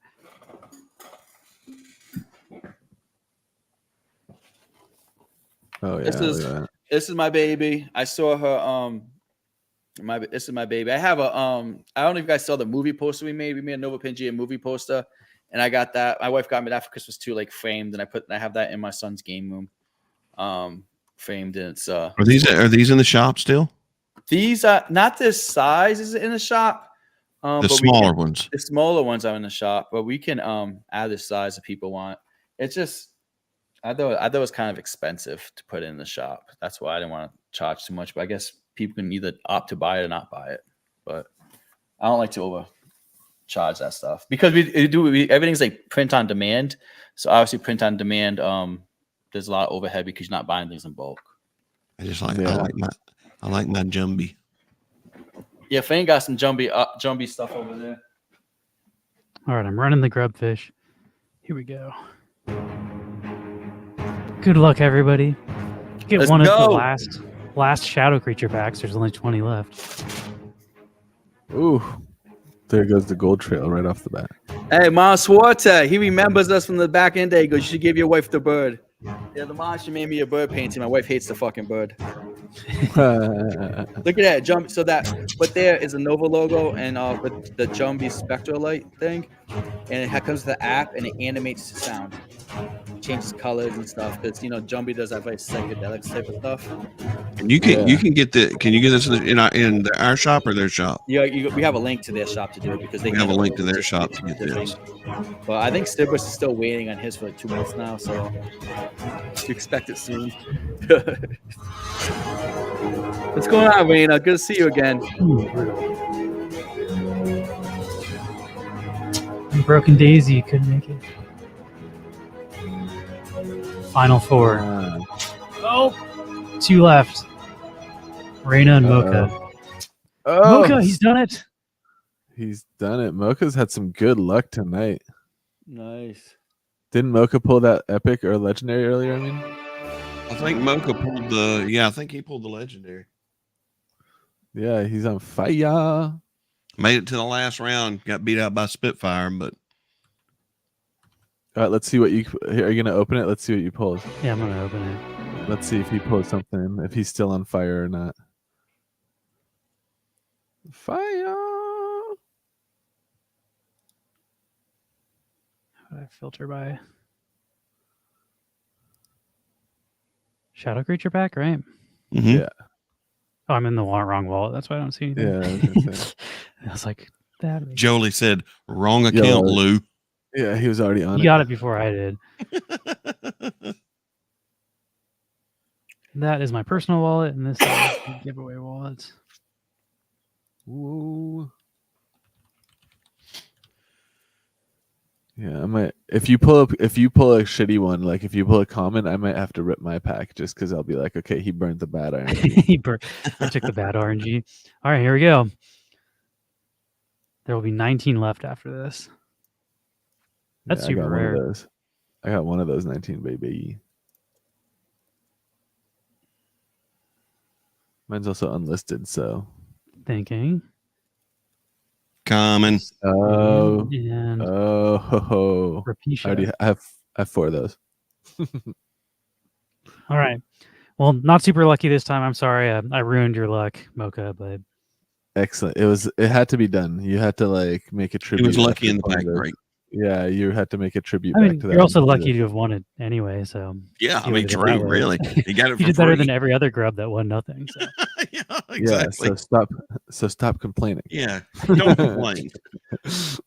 are you gonna open yours, Max? Actually, yeah. Let me see. Let me open mine. Hold on. Where's my wallet? It should be over here. Sent.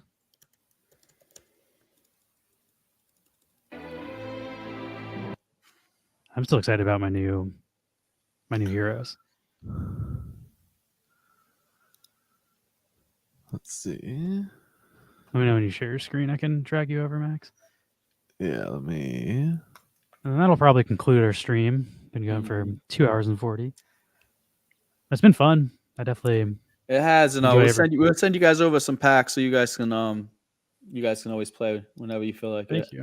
I really think Oh, yeah. I really think everybody enjoyed it too, because one of the things that y'all have done here is there's been a lot of talk of blockchain stuff in general, and we don't do that a lot on our stream. There's a lot of screaming and hollering and And you're throwing- dancing. Last night there was some rapping going on. You might have your not safe for work stuff popping up, Max. Oh, I sure do. Let me. Yeah. You need to do like me and have an under the mattress wallet, Max. I guess. I have Yeah, a you're wallet right. that's strictly meant for all of my. You can call it Mactress. Yeah, that's right, Maxtress. Your Mactress. Okay, here we go. I think it's in this one. Nope, these are just these. Jolie's in there It's in my other wallet. promoting you guys. Neon Jolly's Space has a got- collection on wax. It's I think always he has a worth wallet being called to. nudes.ftw. Yes, He he does. does. Yep. It sure does. One of the FTW crew. I got Yeah, Max first has- at FTW. Max has That's that one of them. extension. So if anybody wants an FTW wallet, hit up Max. He can make you a custom wallet. That's true. If you want anything.ftw, I can make that for you. You can't do nudes. You can't do first. Yeah, Whatever well, people anything already. that doesn't already exist. Okay, here we go. So now, first.ftw. It's in this wallet. This is my hot wallet where I game from. And did it just work through Anchor? Yeah. Here it is. All right, unpack. All right, let's see. Since you burned the bad RNG, I should have the good pull You here. should have the good one here. That's science. So I mean, Yeah, right? exactly. It's in the Bible. Let's see. Yep. Here we go. Does someone have boobs.ftw? I feel like that might be another wallet somebody has. I think yes. Oh, There's is a this something rare. good? I feel like There's a rare in there. oh. Thanks There for you burning the go. bad RNG for me. Set it up right. It's science. Boom. Science never fails, baby. Never. Nice. Now I can add that to my here. Let's see. You can see my other creatures over here. I have also here the epic chilling. Nice. And then these are my comments. Got Fuck a yeah. nice little crew there, guy. Let's go. Add them up. Yeah, I got a decent amount of creatures. Nice building collection. I think 14 skilled workers, 13 of which are level 5 now, one of which is level 4. Hey, did you get your did you have enough jobs last month to get skill work for 200 Novo? I don't know. Maybe. Probably. Let's see. Yep, 200 Novo. No, you don't. So no, if you go to if you go, Go to the I could take a look at the white list. Oh, let's see. Leaderboard. That is It would have here. been last month, and you wouldn't see it now. Hold on. I put on Nifty Blocks. If you did, 100 jobs, you can buy a skill worker of your home round for 200 Novo. Oh, you're not I talking do- about the current challenge that we got. Yeah, talking about last month's January's. So I do have 200 Novo. I would totally do that. let's see. Well, today's the last day to get it because you have to buy this month. You have to redeem it this month. Oh, So okay. Did I make it? Where do I check that? I'll have to to take a look to see if you made it. You're right getting now. the manual check treatment. Oh, nice. Yeah, it's first.ftw is mine. See, I have my. No, you didn't do 100 jobs. Oh, you gotta be kidding me. Epic fail. Boo. Last week. You could have got skilled worker for $1.10, guy. Boo. What's the current challenge? What is it, Franklin? You got to do. Let me pull it up real quick. I gotta remember. Food. You get a lot of Novo for food, and jobs worked. You get a lot of Novo too, and then that's really it. I think we have. Oh yeah, jobs. Yeah, jobs worked and food facility working and earning food. And food. Okay, good. Food is like my main moneymaker because. And it counts if your creatures find food, and if your creatures find food too, it counts. Oh, if they find it, okay. Yeah, Yeah, or I think you mine it either way. So it's just like food earned. 250. I think I'm close to able to afford another creature slot too. So I can open up a third one. Close. Are you gonna use that for Dope. items? Are you gonna use that Nova to get items in the game? Yeah, PvP. that's true. You I have to never see know. I have to see what I pull from the pack break tomorrow. Hey, if you do 50 battles in a week, you get 1,000 obsidian, and that's quite a bit. Yeah, that's what 30. That's Yeah. 333. I'm only at Novo. 300 right now. And that's enough for the creature pool. We'll open the creature spots. I'm gonna have to grind for that. That's actually pretty worth it. Then I can upgrade some of my my storage again. I'll get ready for the next level of building upgrades. Mm-hmm. Dope. Awesome, guys. Well, thank you guys so much for your time. I know we Yeah, took a lot of it. likewise. My wife's probably yelling at me to get upstairs, so I should probably take off. I'm going to raid Nice. into Yeah, thanks for joining us. This was fun. Captain Degen. Ooh, I'll catch you all nice. next time. We're streaming tomorrow too. Since Max is going to watch the pack break, we'll probably end up streaming after the pack break, is what I'm assuming. Yeah, I definitely want to see how I do. Well, that'll be We'll at see. 3 p.m. tomorrow, so that's noon y'all's time, right? Yeah. Noon our All right, time. sounds good.